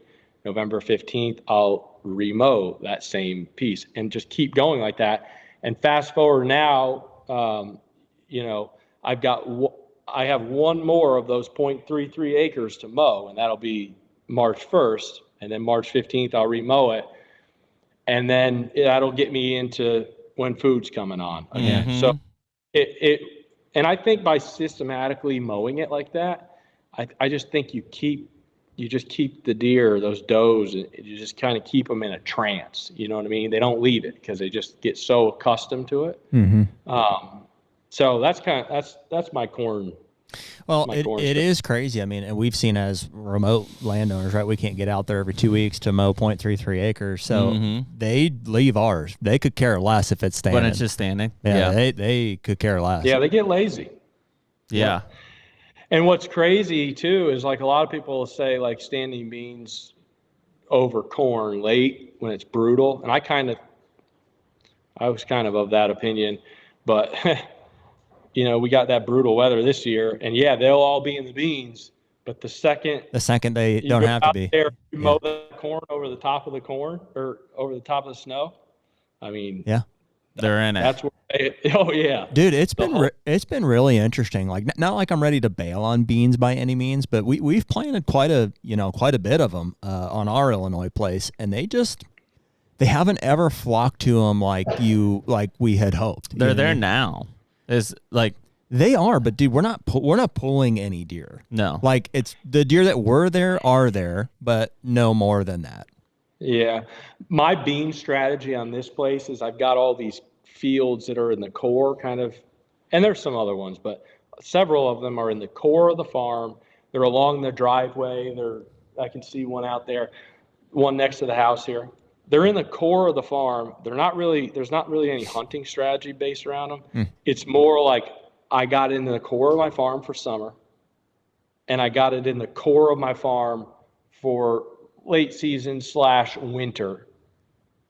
But having my corn during late season hunting, when I mow it, yeah, that's really or at some point, my strategy is still around that. the beans are just here to make sure they don't leave in the summer and they leave in the winter or whatever.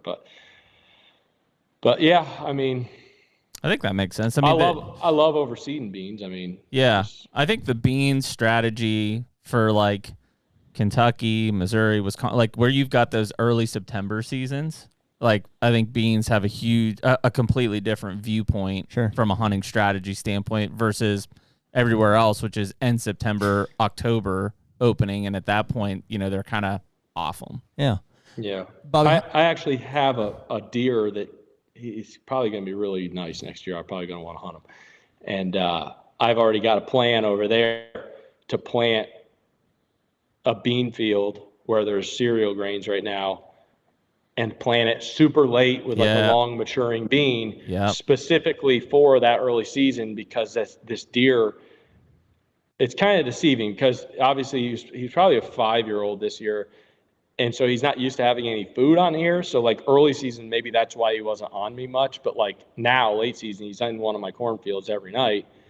But it's like, is he going to remember all the food come early next year? Or is he going to go back to his ways? So I guess my way of trying to, make sure that I have a really good shot is to have the greenest beans around as he transitions around, Was it Lukoski who told us that a lot of the deer that he would be able to find and keep from in February and March just tended to just stick later in their life, like later in maturity? Yeah. Yep. Because I think it is like when you talk about like, even 3-year-olds and stuff, I think some of those deer, when you go into a place that's never had food and you plant it, like they still just go. Like it doesn't stick as well. But some of those deer, as they get later in life, when they find that, at that point, they're old, right? Like they don't want to burn energy if they don't have to. They don't want to have to make long journeys if they don't have to. It's all about just staying safe and filling their stomachs. So I think that's probably one of the things that, keeps them close. So if that deer was 5 going into 6, good chance. They're hard to keep track of sometimes. Like I'm sure, Bobby, especially as many farms as you've got, but like even some of the deer that are on us right now, like when I look at them, like when I scroll through our feed, I'm like, oh yeah, here's these deer, they're on there.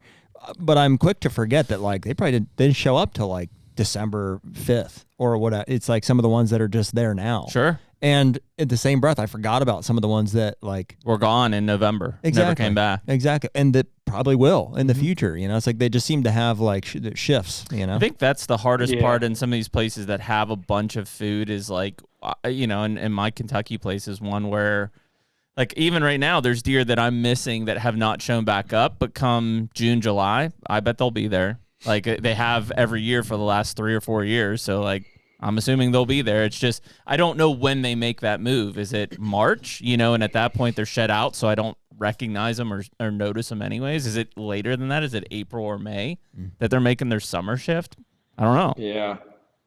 It'll be interesting for me to see on this place how that evolves, that whole concept of being able to hold them. I just, my gut feeling tells me that some are wired differently than others, and some I've played the game with. I mean, they live in such a tiny area and they don't ever seem to hardly leave it. And then others are just like, I mean, I don't know if I've told you guys a story, but I had a deer on a farm years ago. And this deer, I swear, if he wasn't the world record archery typical with a bow, he was like an inch from it.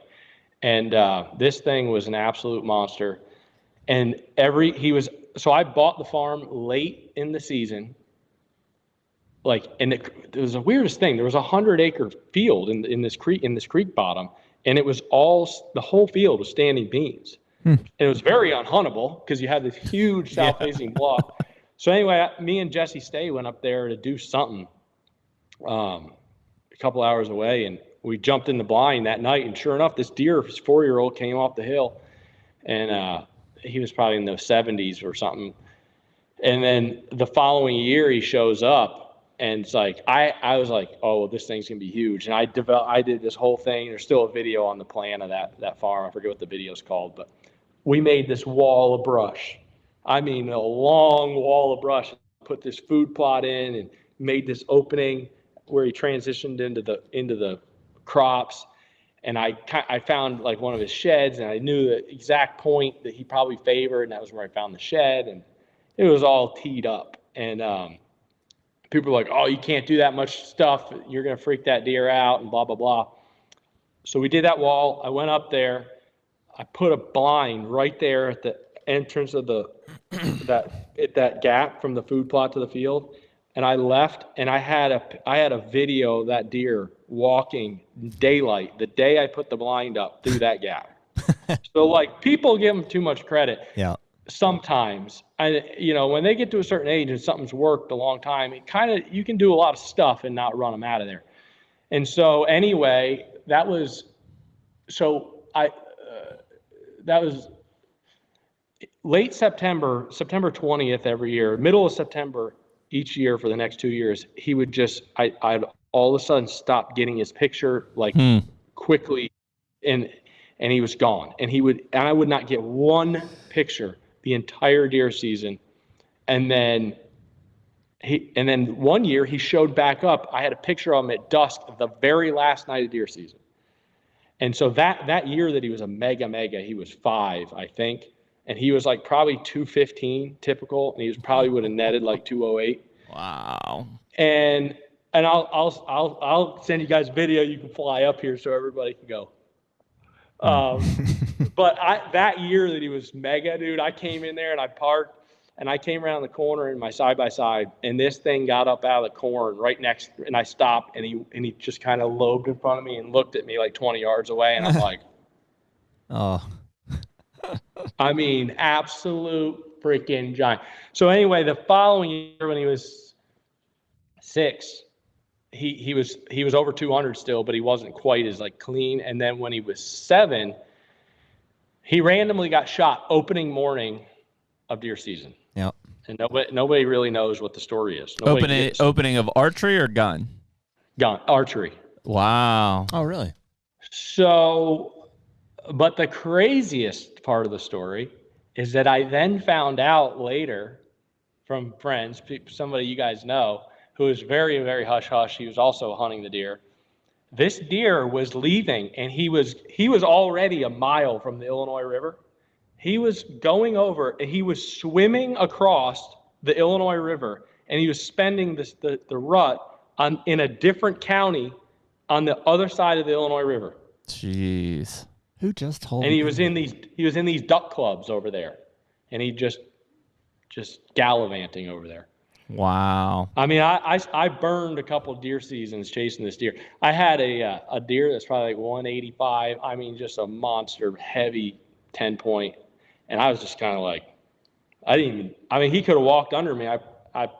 I was so focused on this deer, and in hindsight, that thing was huge. I should have been, but yeah, I burned a couple. Those are long seasons when you have a deer that's so special, but you really know you're not in the game, but you gotta attempt it anyway. Those are some long seasons. HUNTR Podcast is brought to you by Primos. Dude, double bull blinds, the original doe can, and who could forget the iconic Magnum buck roar? I mean, that in a nutshell is Primos for whitetail deer hunters. I mean, that buck roar is by far the best grunt call that's ever been made. I lost it in a CRP field in Kansas, somehow found it, and for the last 10 years, I've been notching every buck that I've called in with that call, and I can tell you there's a lot of marks on it. There's been a lot of them over the years, man. I can recall. So my dad actually shot that 160-inch 8-point in Ohio a couple years ago. It was a double bull blind. I just set that up a few days before, and we've had a lot of success out of those over the years. And so right now, you can use code HUNTR, HUNTR, for a discount off anything on the Primos website. That's primos.com.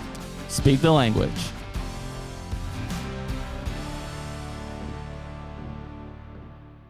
Those are the ones where it's like you could do everything and anything, and you're just not going to change his behavior. Like, he just does the thing that he does every year. Yeah.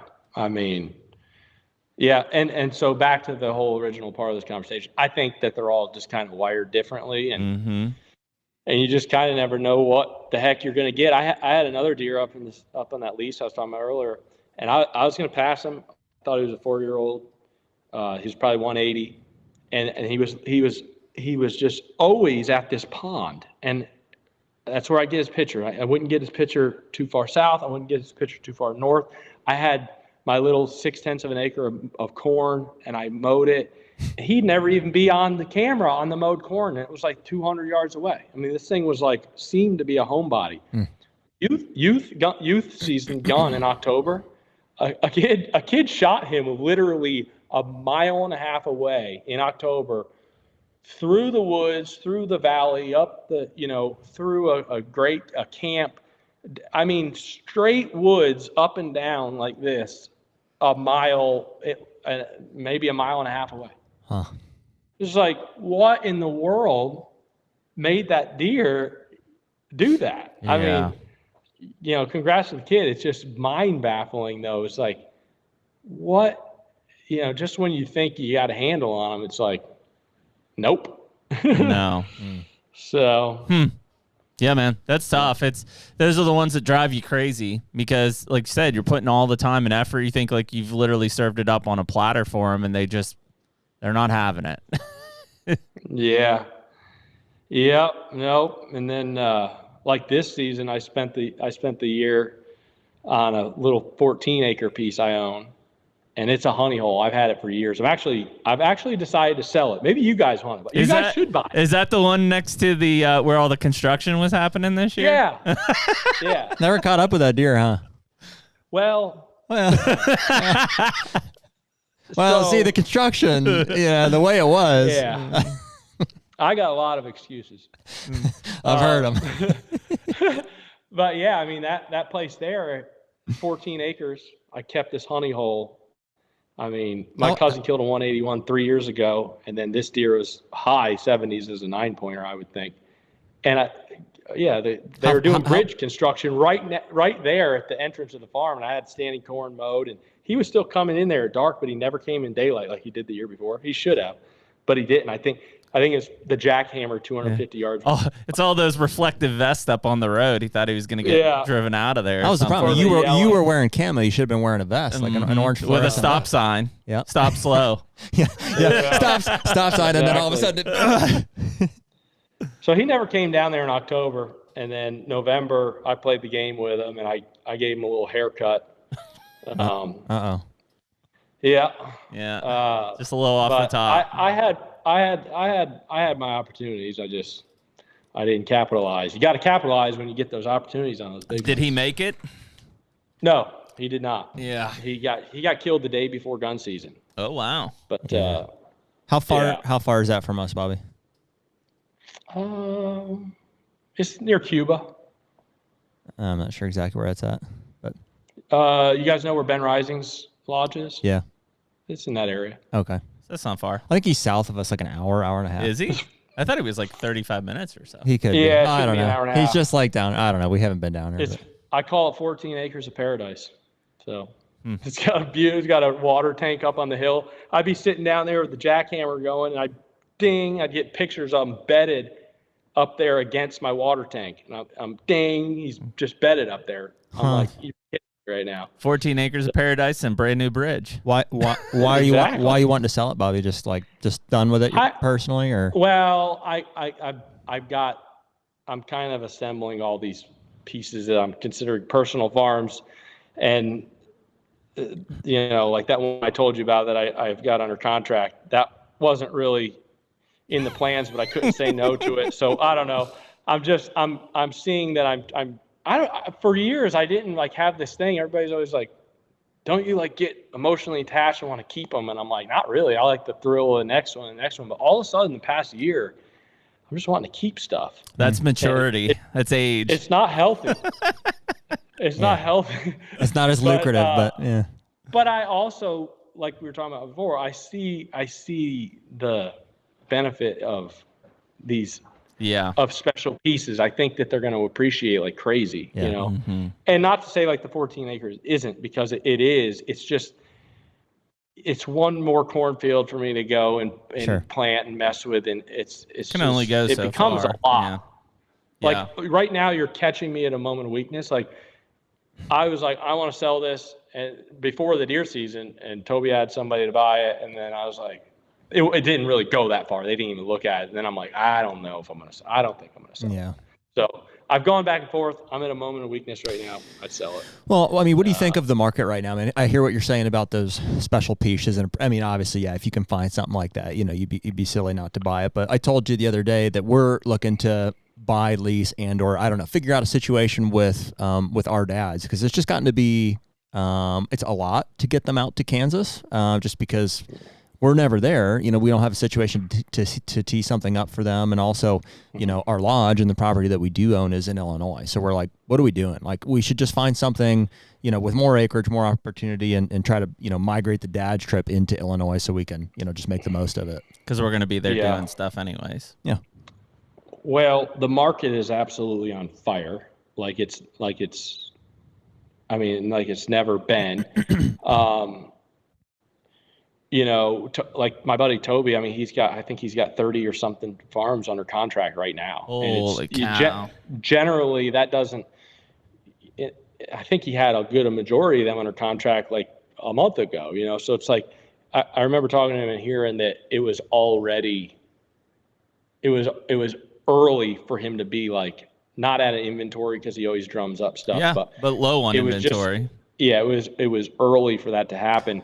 And this has been happening the last few years where, you know, these buyers might be like shopping in the market, and they're like, they put in an offer, and then they don't get it because they're like, you know, I don't want to pay that. And then before you know it, all the inventory runs dry, like as you get later into winter, and then they get frantic, and then you see prices climb again.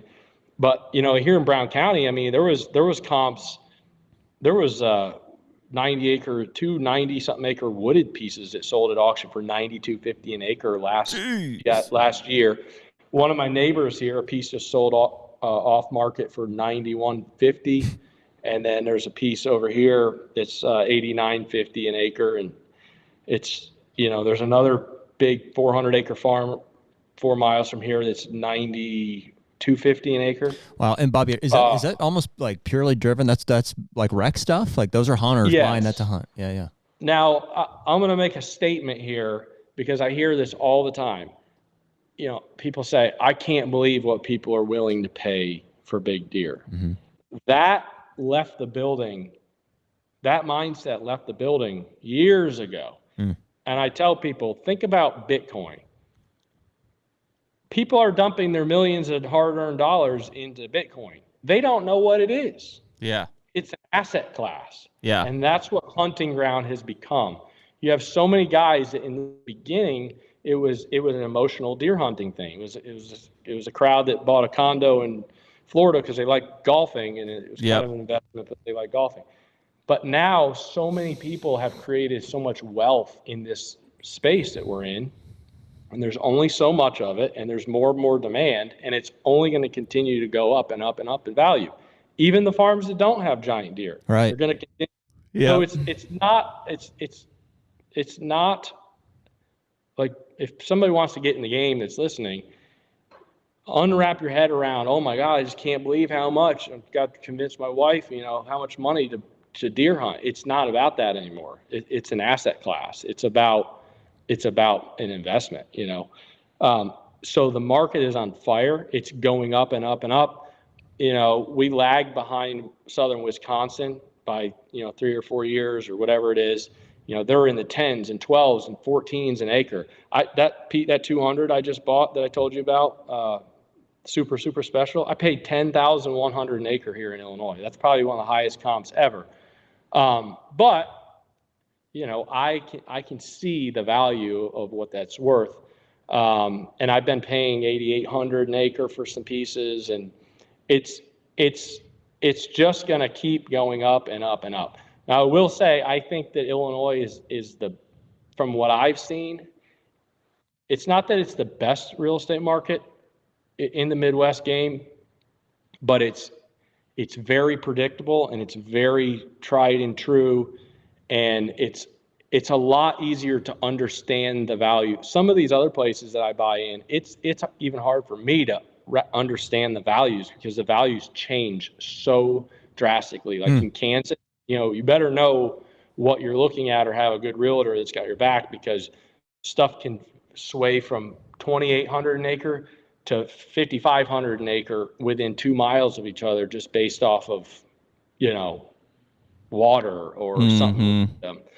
And then, you know, like Missouri is good and strong, and it's kind of the markets are different and all over the board. And Iowa has definitely, softened ever since the law changed. I haven't been buying a whole lot up there, and but it might be a good buying opportunity now in Iowa if you're in it for the long game. But and maybe it's because I live here and I know it like the back of my hand, but Illinois to me, and I don't think it is just because I live here, like it's been the most solid, predictable. Yeah. And a lot of people, I just hear so much like poo-pooing of Illinois, and there's areas, but there's areas everywhere that are not good. But there are some freaking good areas in Illinois. I mean, there's some awesome stuff in Illinois, or more than not. I don't want to go rattling off counties or areas, but I mean, Well, I mean, I think for Illinois though, Bobby, like when you look at it from a real estate side, like the things it has going for it is, $2 state. Yeah, $2 state. If you're a landowner, even a non-resident landowner, you can kill 2 of those in archery season, right? One with your landowner tag, one with your statewide tag. So those factors even right there drive demand higher for Illinois, right? Because of the non-resident. Over the counter as well. Yeah, over the counter. Yep. So yeah, $2 state. The fact that non-residents can get landowner tags, it's over the counter. Like those things. Basically, that's why, like you said, that's the Iowa softening, right? Because they closed the non-resident loophole. It's a later gun season too. I mean, I'm sure people do slightly. I'm sure people do it, but like because they're comparable. But I don't hear about nearly as many people going and buying in Missouri. Like, well, $1. Yeah. So no benefit from a landowner tag, or do you think it's the gun season perception? Both. To me, it seems even whether it impacts it or not, as much as we think, like it's that perception of that early gun season, like. Just people don't take Missouri as seriously. I don't think. Part of it, and maybe it's a mistake. I don't know. I've never. But hunted with Missouri. $1, think of how much ground can you hunt in Missouri? Like Bobby's got how many places to hunt in Illinois, but he can kill $2. All right. You know what I mean? So there's only so much you can do in Missouri. Like if you have one good farm, like that's all you need. Yeah, and I think the ultimate thing would be to live in Southeast Iowa and hunt, have the landowner tag and hunt Missouri and hunt Illinois. Absolutely. No brainer. But do you just think of that? Then again, I'll also say that Iowa, and it's so funny because me and Toby buy quite a bit together in Iowa, and then me and Toby and Lee buy quite a bit together in Iowa. And we more often than not, we get a farm and then we run cameras and we don't have, obviously we're all like our bar is always up and we're kind of screwing ourselves like, like, oh my God, I don't have anything bigger than 165. But me and Toby saying on those camera checks in Iowa is always that John Denver's full of shit. Because it's like there is not a giant deer on every farm in Iowa. Actually, from what I've seen from all, and then maybe it's just coincidental, from all the farms I bought in Iowa and all the farms I bought in Illinois, it's the same. There's actually areas, and it's not, I don't know every area of Iowa like I do Illinois, but there's areas that I would be willing to put money on and bet that I was going to have better cameras in Illinois than in some parts of Iowa. And I don't know why that is. Well, it's just, maybe it's just the luck of the draw, what I got. But I just think that some people, like I'll hear people say, oh, well, that's an Iowa deer.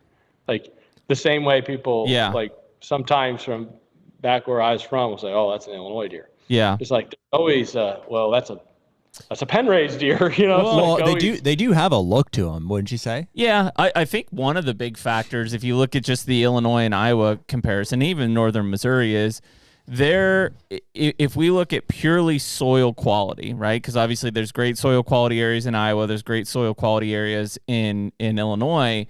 The areas in Illinois with great soil quality also have good deer habitat. Yeah. Whereas if you look at Iowa, like if you go to some of the best soil quality areas in Iowa, there is no deer habitat. It's just farm. That's an interesting point. What is the soil quality like in south, central, southeastern Iowa? Yeah. I would say it's not as good as some of Illinois. I would say it's not.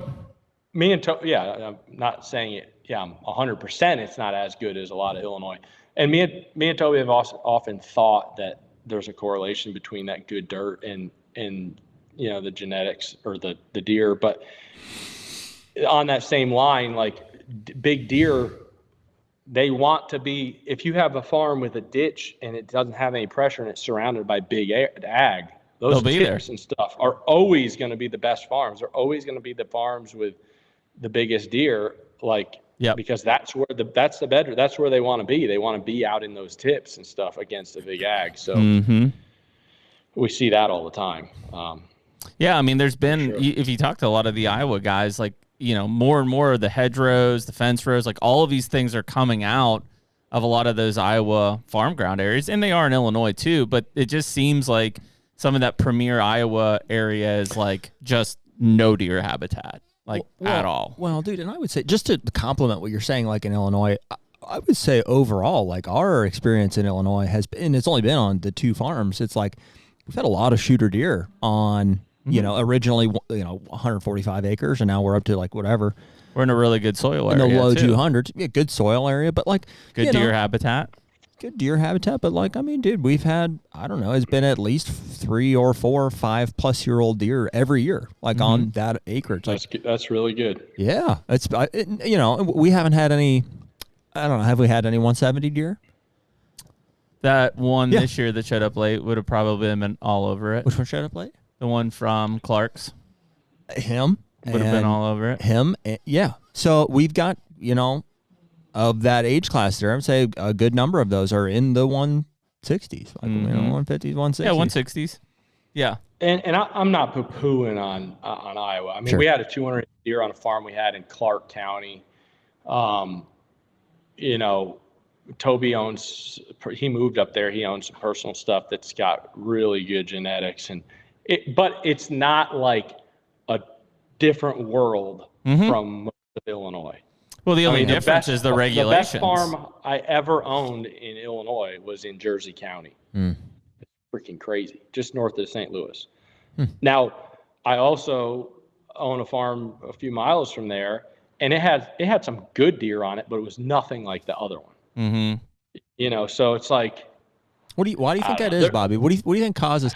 Who comes to mind is Winky's farm, where he's at in northeastern Iowa right now. It's like, objectively, you could say it's not great, but he leased a farm just a few miles away.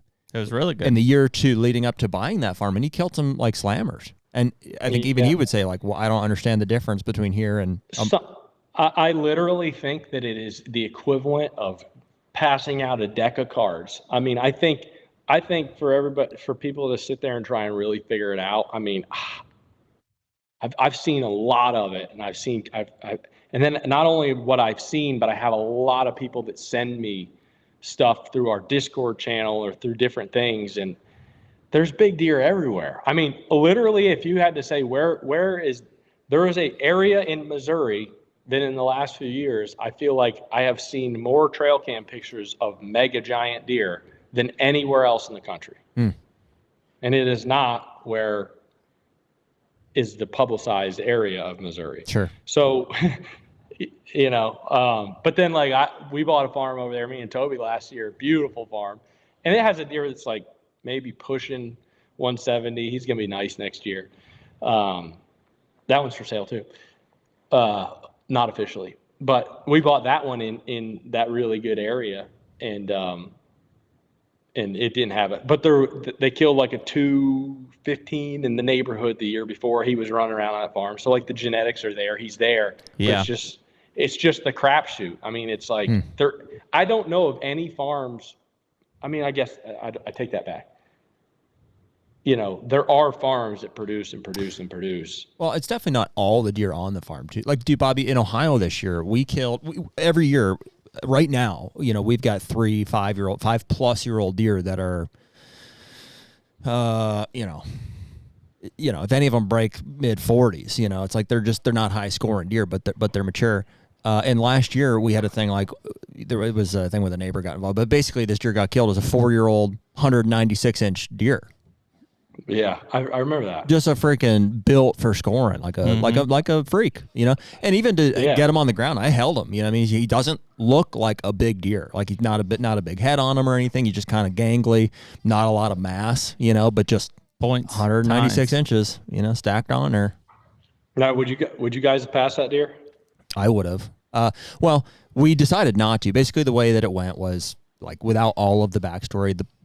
He was living on us for a good portion of the time, and there was another property that my uncle owned that he would spend some time on, but there was nothing there. It was just open pasture, and it was just kind of like a pass-through property, if anything. My uncle sold that out from under the family, basically, like, you know, lied to a bunch of people, and like it was kind of a shady deal. So these Amish guys ended up with it, and so they went in on day one and dumped their, you know, they've got giant feeders and their blinds, and, you know, they're like turnkey hunting property, you know. And so me and this Amish, you know, guy got to talking about it, and the realtor had gone in and dumped a corn pile and got a picture of this deer like in the first day. And so they promoted that with the listing. So this guy knew the deer was there. So then man, that's the worst nightmare. Story of my life. And it just happens on a recurring basis. Basically me and this Amish guy that bought it talked about it, and he's like, "Hey, I want to be a good neighbor. You know, we'd like to tell me what you think. Like, if you want to share some information and stuff." And so, you know, I bit, and we talked it out, and he'd already had pictures of the deer, so I wasn't hiding anything from him. And, you know, basically a week before the season or 2 weeks or whatever, I was like, "Hey man, even if you and I agree to pass him, like, I don't like his chances. Not only from neighbors, but like, I'm not confident that I can hold our guys, like my uncle and some of our friends, off of shooting him, kind of thing." I was like, "Dude, I just think we're better off just to shoot him," kind of a thing. Yeah. The day before season, I get a picture of him on a scrape at an inside corner, like just the most epic scrape picture you could ever ask for. I'll send it to you. He's just head up in this vine here. He's like 20 yards from this stand I've got here. I'm like, I don't know. And we had decided, mutually agreed, okay, let's, you know, hey, if we're going to hunt him, we're going to hunt him. And so I was like, I don't normally hunt opening morning, you know, let alone mornings in the open season, but I was like, that's all the information you need right there. I had talked to him, and he's like, you know, I wasn't prying, but he's like, "I'm going to be out there at, you know, 5:30 in the morning, and, you know, I'm going to be in this blind." I'm like, "All right, good deal." So I better be there at 5:25, kind of a thing. Oh so God. I had this whole strategy, and I rode the e-bike out there. I got in the thing. The wind was like perfect for it, and I was like, could happen.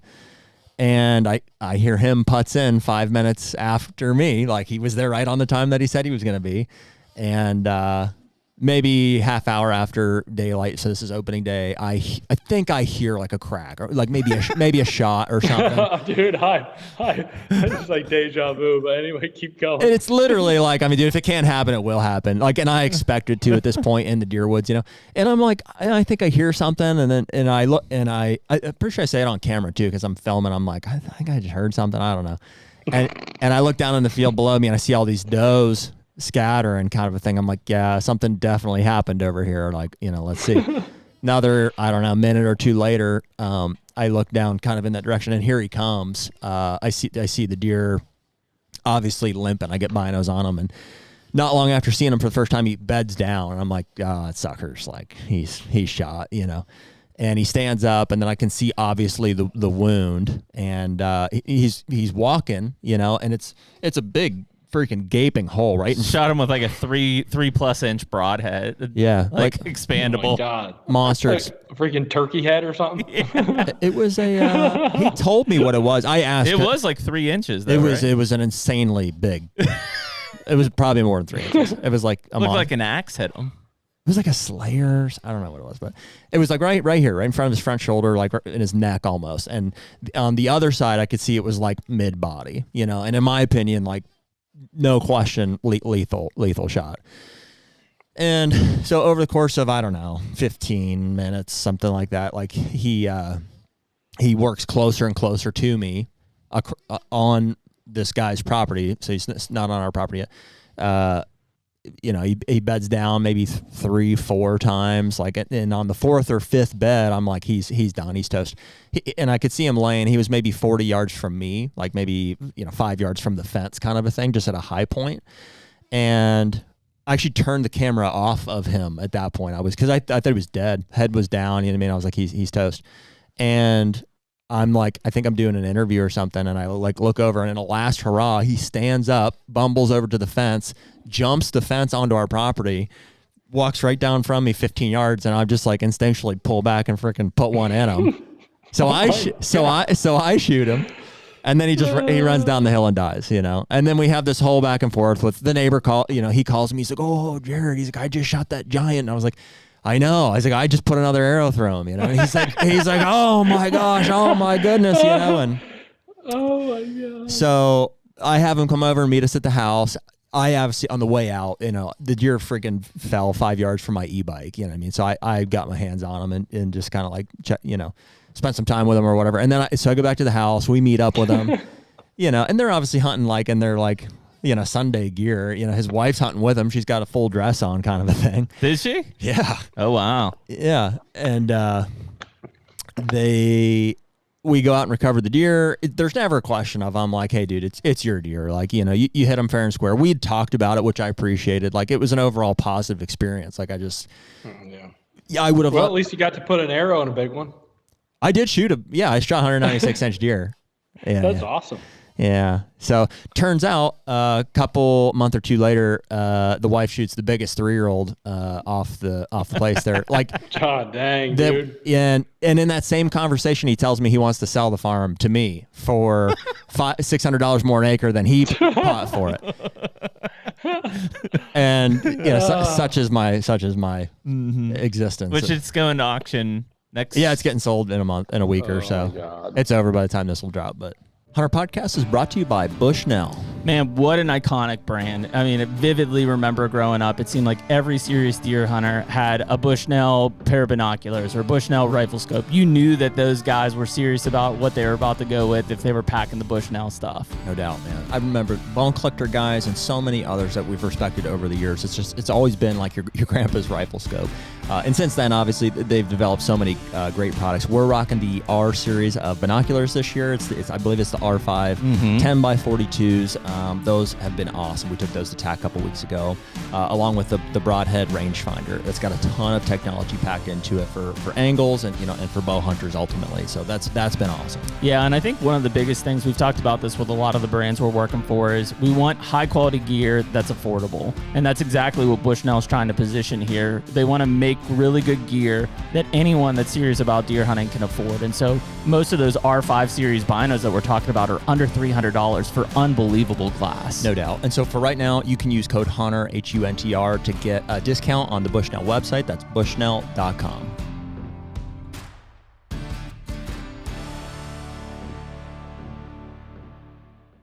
I hit a 190 several years ago and couldn't find him, and the neighbor found him during shed season, wouldn't give him to me.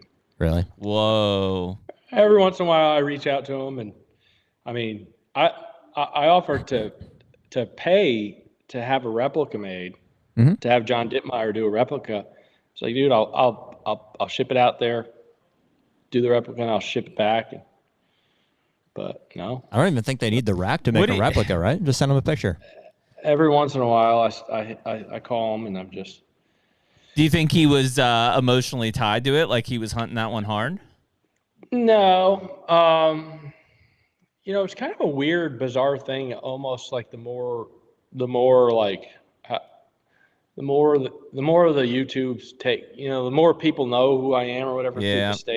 Like sometimes, like, I don't know. People just like they want to stick it to you. Yeah, for sure. Yeah, they're almost like offended about you buying ground in the area. It's a weird like, reaction of jealousy. Yeah, but the thing is, like, if somebody's listening, and it's like, I'm a great neighbor.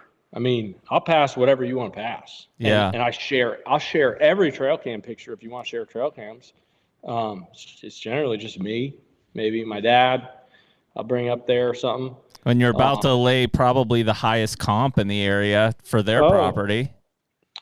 Yeah, and the other side of that is, I'm making it unaffordable to hunt, which is like, I alone am not doing that, So yeah, I don't know. If somebody's listening, and then I'll hear rumors that are like the crazy. I mean, I like hearing them actually. So if anybody's got a rumor, they can send.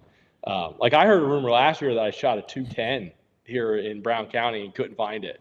But I wish I had a shot at a 210, but I didn't. But so like I'll hear some random stuff. Did you know of a 210 in Brown County? No. Yeah. No. And some of these things like I'll hear through the grapevine like are just like, they're just like crazy, like a rumor that got started like 5 years ago. Like, Well, the weirdest things. Yeah, I could put myself in the shoes, Bobby, of like a landowner. So it's like if you came and bought property next to us, kind of a thing, or especially if we lived there, you know what I mean? If we like, because we would feel some probably more sense of entitlement to the area, like I do in Ohio. Kind of thing. I get it. Yeah, I get that. Yeah, well, and it's. But do you think most neighbors have like not necessarily a first right of refusal, but like if you live there, just like any of our properties, I'm sure we've already planted the seed with the neighbor of like, hey, if you ever think about selling, like call me. I think they should. I mean, not like formally, but I think, if you have a good relationship with your neighbor and you want to give them a first right of refusal. Then I'm not saying the neighbor's going to approach you. I'm saying like you as the guy who wants that area. Like, you're going to make the approach. It depends how the transaction goes. If if Bobby came to me and was like, hey, I'd like to buy your property, what would you like for it? And I gave him a number and he said, yeah, I'll do that. And me and the neighbor have never talked about it, then no. Right. Not necessarily. But if, But you can't be mad about Bobby buying the neighbor if you've never talked to the neighbor about buying it. You know what I mean? Totally fair. Yeah, 100%. Yeah. And I get it. A lot of people can't hunt the ground that they used to hunt, and that's a big one. And I understand that frustration, but that's, yeah. But, well, that sucks. A lot lately, I've heard like, I hear like people think, one good rumor I've heard several times was that like I sold out in Nashville, like I sold all my songs out and got $1 million and people came up here. All those Bobby Kendall songs. Mm-hmm. That's a good one. I've had people. For some reason, there was one that were going around that I was like a professional baseball player. Interesting. Which is definitely not true because I'm like I'm the worst. I'm can't even throw a ball. No. Yeah, no. Well, what do you? Especially he's more a catcher. When you pick any of the properties, like even some of the ones that you're buying now. Like, do you feel like you? Not in a bad way, Bobby, but do you feel like you displace a bunch of hunters when you buy a farm? I don't think so. I mean, because what's the most amount of farms I could buy? I mean, like the place you're sitting in now that you bought, and this is obviously your personal one, but like, I mean, what was that? Like, how many people were hunting that farm, you think? Well, so this guy had 1,600 acres. He was from North Carolina here, and then he sold 500 to my friend Colin. So it was only him and a couple guys that hunted, friends. Yeah. And then my friend Colin had it for a year, and it was like 2 people, 3 people maybe that hunted it that year. So it's like this is Brown County, so it's different. Like this has been detached. Like this is kind of like I remember back in the day, like when I first came out here, there was this big like thing, the locals and the outfitters they clashed, you know what I mean? It was like, and now like I'm super good friends with all those same dudes that were local guys, and like I joke around now, like I'm a local, and just that I'm a local. Yeah. I'm almost local, I'll say. Yeah. But like so it has become old news here. Like everybody gets along, and I think there's still some frustrations about a lot of the hunting ground and how expensive it's got to hunt and stuff. But some of these areas, like it's such a newer thing, like where I'm talking about a lot of this other stuff, there's no outfitting. There's very few out-of-state people buying ground. It's kind of new. It's like 15 years ago, 20 years ago.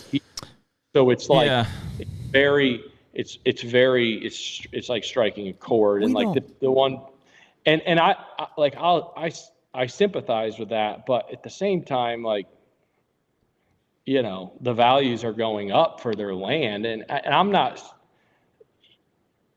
just not single-handedly doing it.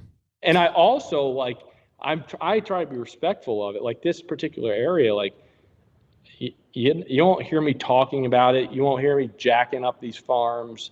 You won't hear me because I'm not trying to do that. Like, I'm basically just a normal dude that's hunting, and I've worked really hard and stuff, and I've gotten to a position where I do buy quite a bit of farms and stuff. So I don't know, but I'm not like a horrible person. I'm not fencing my neighbors off. I'm not like, I'll share cameras. I mean, like I had a kid the other day call me, and I could tell from his demeanor right away.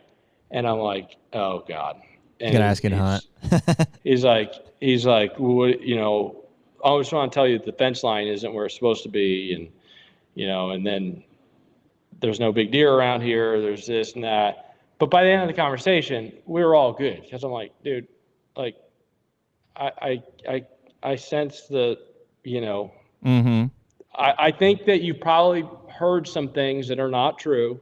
Sure. And it's not the case. And by the end of the conversation, he's like, would you come over to my farm and show me how to set it up as my neighbor? And I'm like, yeah, sure. Like, yeah. You know.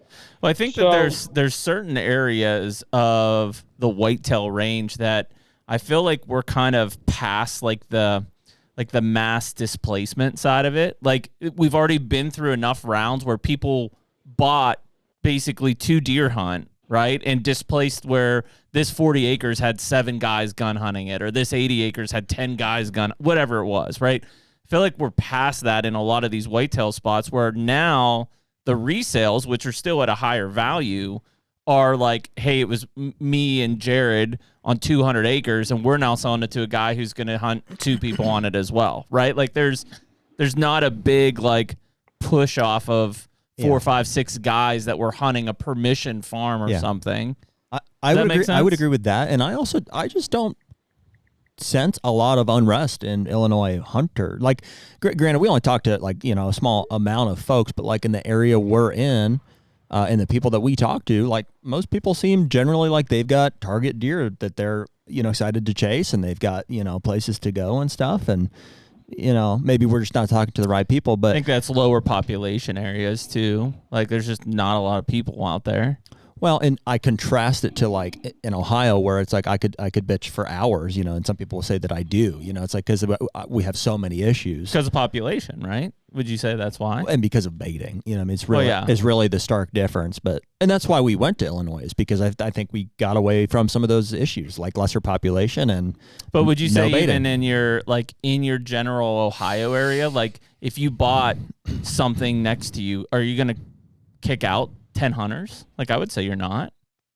Oh yeah, you would. I mean, not 10. No, but you would displace a bunch? Because what you said is true. Yeah, they've already been displaced. They've already been displaced. Yeah. Yeah. The thing about it is too, like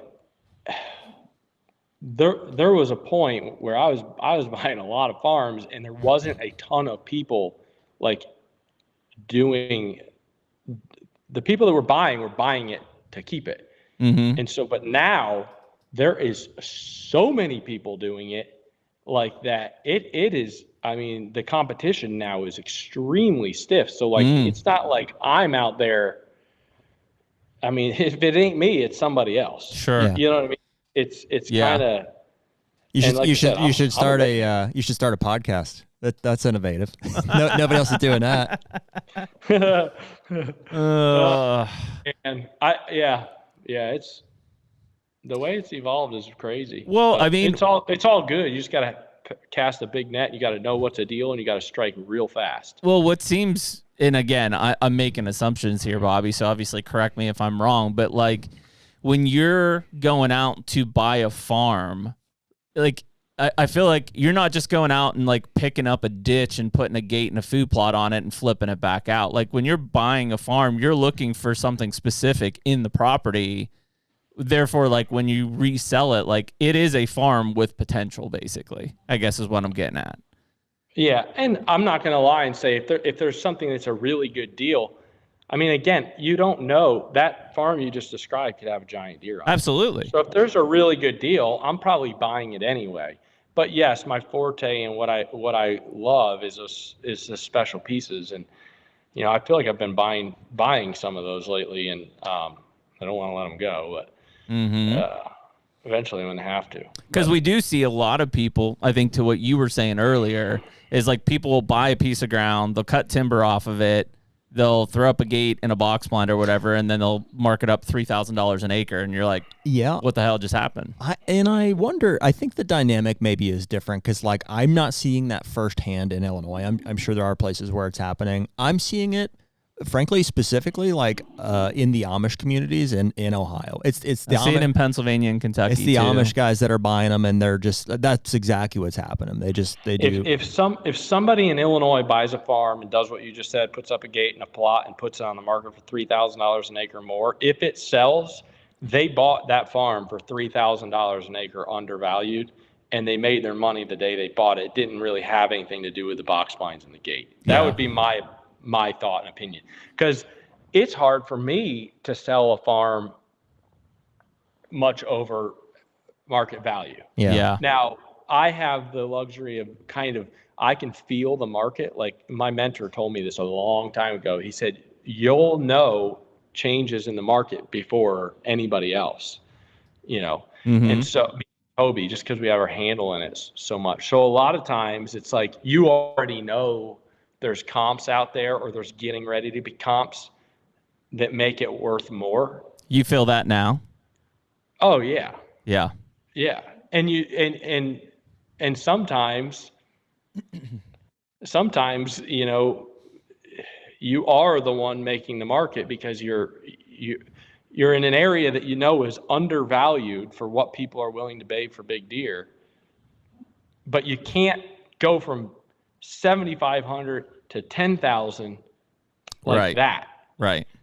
But you can go from 75 to 85 to 95 to 10 with 4 different farms that you own. Mm-hmm. And I've seen that happen. But what do you see a lot of the guys buying from your whitetail group side, like your buyers? Are most of them buying a farm that they plan on holding on to for a while? Yeah. Yeah. I would say a lot of them. But then again, I'll do deals with people, the biggest buyer pool out there are people that want a deal. Yeah. Everybody wants a deal, and they want to make, Yeah, they want that instant equity when they sign on the money. Yeah, that's it. So I have made my whole living. I mean, I've had some home runs, but I've made most of what I've done on base hits, And if I get a piece, it's a really good, for example, one that comes to mind, I bought one at auction. I don't know, you guys might have been watching the auction. It was like a year and a half ago, maybe. Was that the Walnut Farm? It was in Fulton County, and there was like 28 farms that they were auctioning off. Yeah. Remember that one? I bought the last farm of the day. It was the last farm, and the ones earlier went freaking high and this and that. And it was actually it was an awesome farm. And me and Alex bought that. And anyway, I think we paid, I can't remember. These numbers are changing so fast, but let's say we paid like $5,200. Yeah. And I knew it was worth $7,000. Yeah. And I had a guy who was a big fan. He's a super nice guy. And he'd been looking, and it was a really good farm.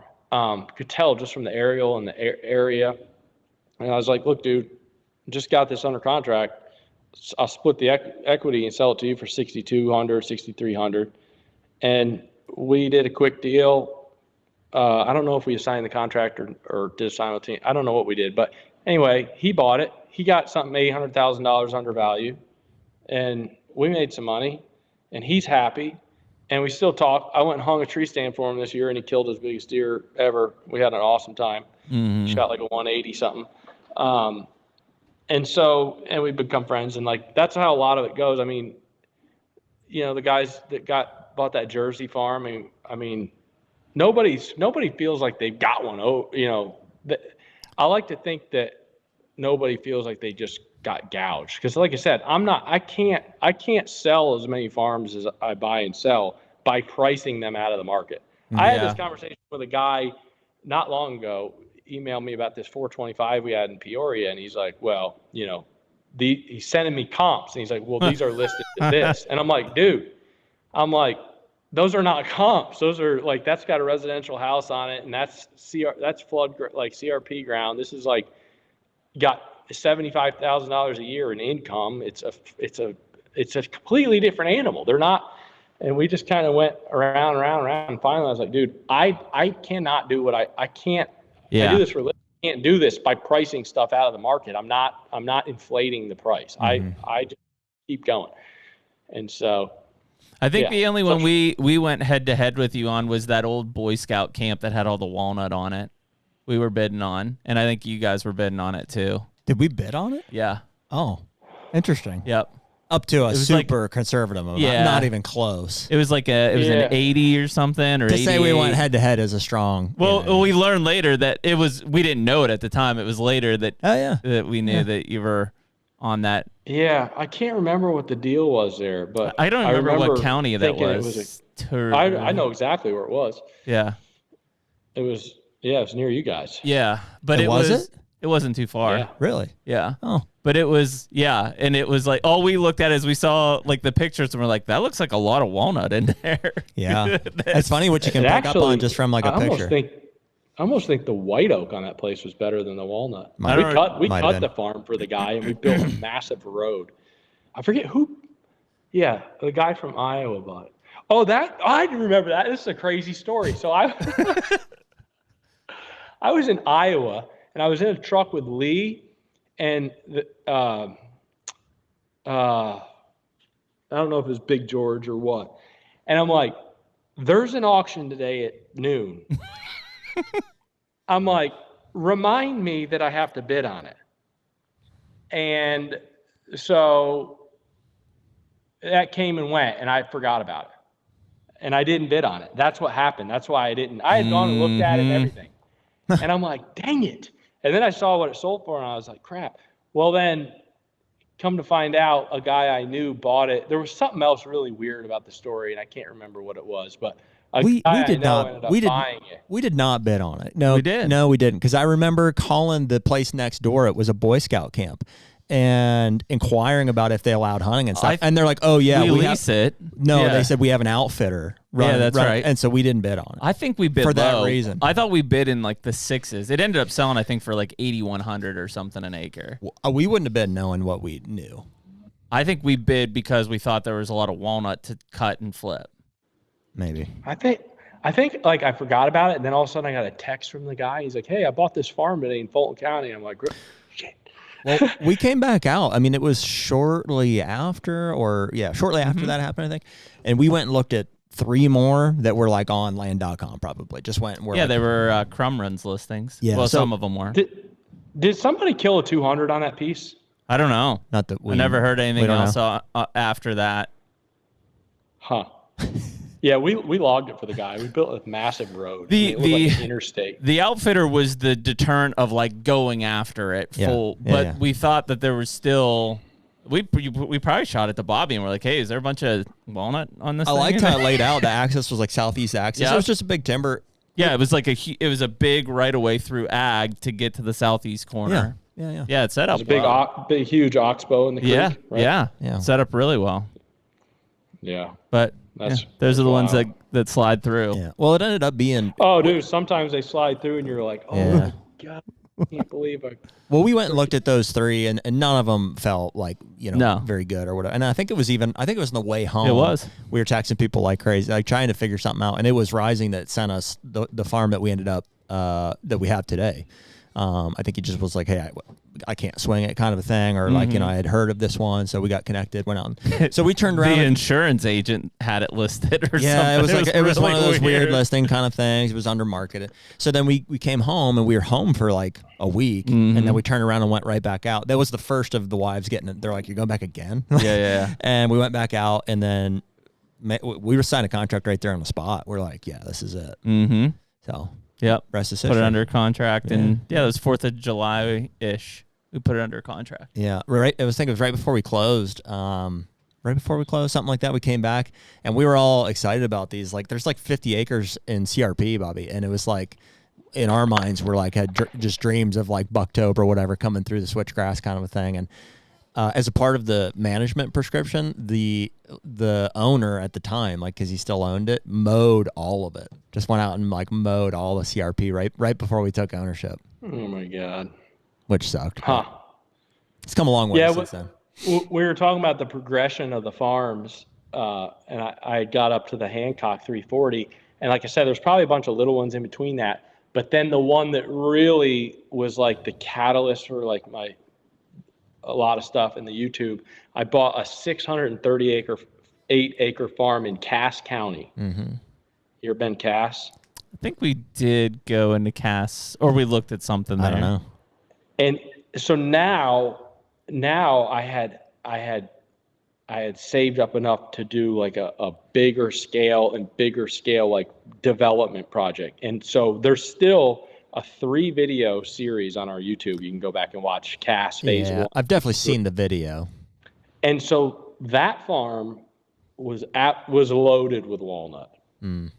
And but the crazy thing about that farm is we cleared about 50 acres of timber, flats. And with all of this, and this was like the first time, like now you hear everybody talks about the walls and the fences, and there's been an evolution of blockading. But that at the time, maybe there's stuff on YouTube earlier than that, but that was like the OG blocking video that I know of. And so we cleared 50 acres of woods, and all of the debris, we made this berm. And everything was pre-laid out where these ridges came in. It was the most ridiculous thing. These deer would come in and out of there. I mean, it was crazy. It was just absolutely crazy. I had it for a few years, and it's like every time we went in after a target deer, it was like first sit, boom, coming out of a gap. Wow. And so the wild part about that was when I sold it, and we put internal food plots, and we put in crazy road systems, and we had it's just over the top. At the time, it was just the most over the top thing, anything had ever been done in the deer hunting world. Mm. So I sell it to somebody who's literally in the hunting industry. Mm-hmm. And they're like, they saw the videos and they're like, what you do is really cool. We'd maybe like to do something together and this and that. And that was all that was said. But then, so they buy this farm, and like 2 weeks after they close on it, I get a text from somebody of an Instagram post, and it was a post of them on the farm, and they were like, bought this farm in Illinois. It's literally has the best bones of any farm I've ever been on. It's super raw. We're going to develop it. The people that owned it before, they did a couple things, but we're going to put it over the top. And I'm like, I did all this work, all these YouTube videos, and then you come in, you buy the farm, and then you post the thing that you just bought, this raw farm. No mention of all these walls and all this crazy stuff that was done in there. It's just that's like, weird. What? Is this somebody we know? Oh, I'm sure. Yeah. Tell us. We'll blur it out. We'll clip it out. I'll text you later. All right. Interesting. Yeah, that's an odd approach. It was really weird. But then come to find out they had like an investor or something out of Texas or something. Yeah. And then there was a falling out there, and they got Action Aid from the property anyway. It was a super special farm. I mean, it was awesome farm. So that's still doesn't make want to go buy another farm. It does, man. Especially the problem is affording them. That's the problem. Well, it is, and it's also just finding the special ones. Like, they're just not out there. They are. It's just most of them aren't for sale. You just got to figure out how to make them want to sell. Yeah. And that one had crazy timber. There was over $1 million in timber on that. Oh my God. Jeez. Yeah. Wow. What's the trick? What's the trick with timber, Bobby? As far as like, guys going and looking at farms for the first time and stuff. I mean, is it as simple as like, hey, seems like there's some big trees here and they're white oak and they're walnut, No, there's a lot of nuance to it, especially nowadays. I mean, the market's changed, the white oak has come down quite a bit in value. It also depends on where you're at, because some of the big white oak buyers and stuff are it changes often. There's a lot of nuance to it. especially now more than ever. So yeah, no, big trees don't mean big timber value. That's for sure. I mean, I've had people buy, there was a guy that hired us to do a consult. This is crazy. Down in Southern Illinois, he's like, yeah, I got $1 million in timber. My realtor told me I had $1 million in timber. Oh boy. Blah, blah, blah. Yeah. So we're like, okay, wow, this is gonna be a good one. That's so the scariest words you can hear. My just realtor learned- told me there's $1 million We just learned worth the of timber in forester here. didn't even know the value of timber. Oh, my So gosh. So we go down there and spirits are all high, right? And this guy was actually the neighbor of my mentor. He had a lake house next to my mentor's lake house in Alabama, of all places. Oh, wow. jeez. So we go down there, spirits are all high. I bring, somebody to help me with the consult part of it. We're basically going to do a hunting plan. And Alex came to look at the timber. And I mean, yeah, there was $1 million in timber there. If you cut Every tree. if you cut 3 million board feet of junk trees. And this guy was so mad. He was pissed at us. This guy never paid me for the consult. Really? Yeah, never paid. And I'm like, dude, I mean, we spent 2 nights down there, and he was mad at me for not making his trees worth more than they were. Do you think is there a I don't know if I'd call it a liability, but is there something like in that case, realtor said, hey, there's $1 million in timber on there. I would think there's some sort of, I don't know, liability or suit or because I'm sure that's a big piece of the reason he bought There it. definitely is. Yeah. If the realtor's claiming there's $1 million worth of timber on there, then it better be based on I always something. wonder the same thing with deer because I mean that's the big thing now, right? That's Is why they always just say great hunting. But if you're saying, well, no, but I mean showing pictures, showing trail camera pictures on a property, and it's like should those pictures also they should come from the property? There's ways that's for around sale. the liability. Like, dude, there was pictures of deer on our listing I that I know know for a fact I've seen on 6 other listings since then. Well, that's why I'm asking the question. But in the language, it says like for in the area, great deer in the area. Yeah, but so it's subjective. It is subjective. You skirt the liability. I've seen a lot of people get hosed on the timber Absolutely thing. Because there's also ways of saying it that make it actually true. Like there's $60,000 of timber here. Well, yeah, there's $60,000 gross in timber there, but right. But most of it is stuff that's worth so little that a logger wouldn't even show up to hunt it. And then what is valuable is such a small percentage of it that there's 60,000 gross there, but there's only 10 grand to you, Yeah. So yeah, or what is like literally standing, like you said on that other one, like here's all of the timber that is on the property, but in a harvest situation, 40% is actually ready to be harvested. Yeah. I mean, it's crazy. I've seen $10,000 an acre of trees, like value of walnuts.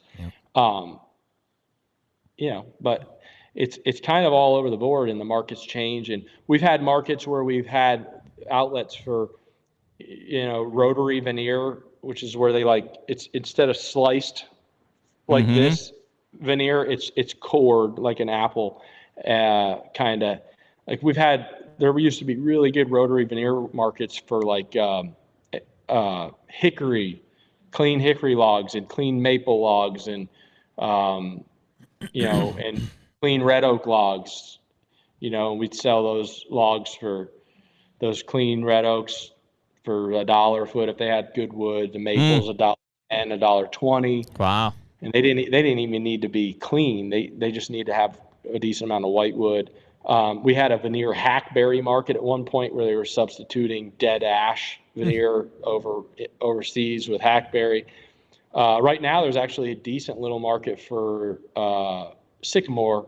Veneer quality sycamore has to be 22 inches at the small end, and they'll pay $1 for that right now. So there's weird stuff that comes and goes, but in general, all the off species from white oak and walnut in Illinois are kind of lumped together, and they're going to average. Half the problem is getting somebody to buy it now. You have to kind of have good stuff to make the bad stuff move, and it's a challenge. It's always a challenge, but yeah. Crazy Cool, man. stuff, We make man. Yeah, dude. I think we covered it. I think we did pretty good. Yeah, I think we did good. Well, we appreciated it as always, man. And look forward to kind of hearing more about your new place there and the progress on it. We'll make it down there at some point. And I told you we would. So if you want to have us down for a live from deer camp this coming season or something, we can make that happen. Yeah, I would love to show you guys this place. It's cool. Yeah, cool. It's different. So, but yeah, I would love that. So let me know when you're down next. You also have to send us more detail on your geo water holes so that we, like right now, we've been frozen over for 3 weeks and like no open water sources for deer. Yeah, and these things, when it was real cold, they froze. But like, I think the thing is when it's not really cold, that warm air kind of makes it to where that plate of ice doesn't seem like it sticks to the edge. So they can go up there and they can kind of nose on it. But when it was really cold, it definitely froze. So it's better, but it's not. It requires a water source though, right? Like it's got to be fed. It requires a water line. It's got to be fed by a line. What are you guys doing for the water holes? Because I was digging a lot, but I kind of got away from digging a lot because I don't want to. Yeah, we were talking about having someone come and excavate some for us. We've been digging and using our bentonite. Yeah, mainly. Yeah. My favorite thing to do is to put a water tank where the terrain allows, just a tank or a deer pond or whatever, and then make a little dry dam above it. Yeah. Sometimes I'll just take the skid steer and take the side hill and just cut like a big wing. Yep. Mm-hmm. Make a dry dam right in the center. Yep. Or maybe it's just a little valley. And then I'll, when I go in to do it, I'll carry a bucket of rock. And then, this sounds complicated, but it's really not. And then I'll make that dry dam and I'll bury inside the dry dam in the bottom of it. I'll take like a piece of tile with perforated tile. And then I'll shove a line, like a piece of PEX or whatever, water line into that tile and tape it. Mm-hmm. So it's kind of like a big filter.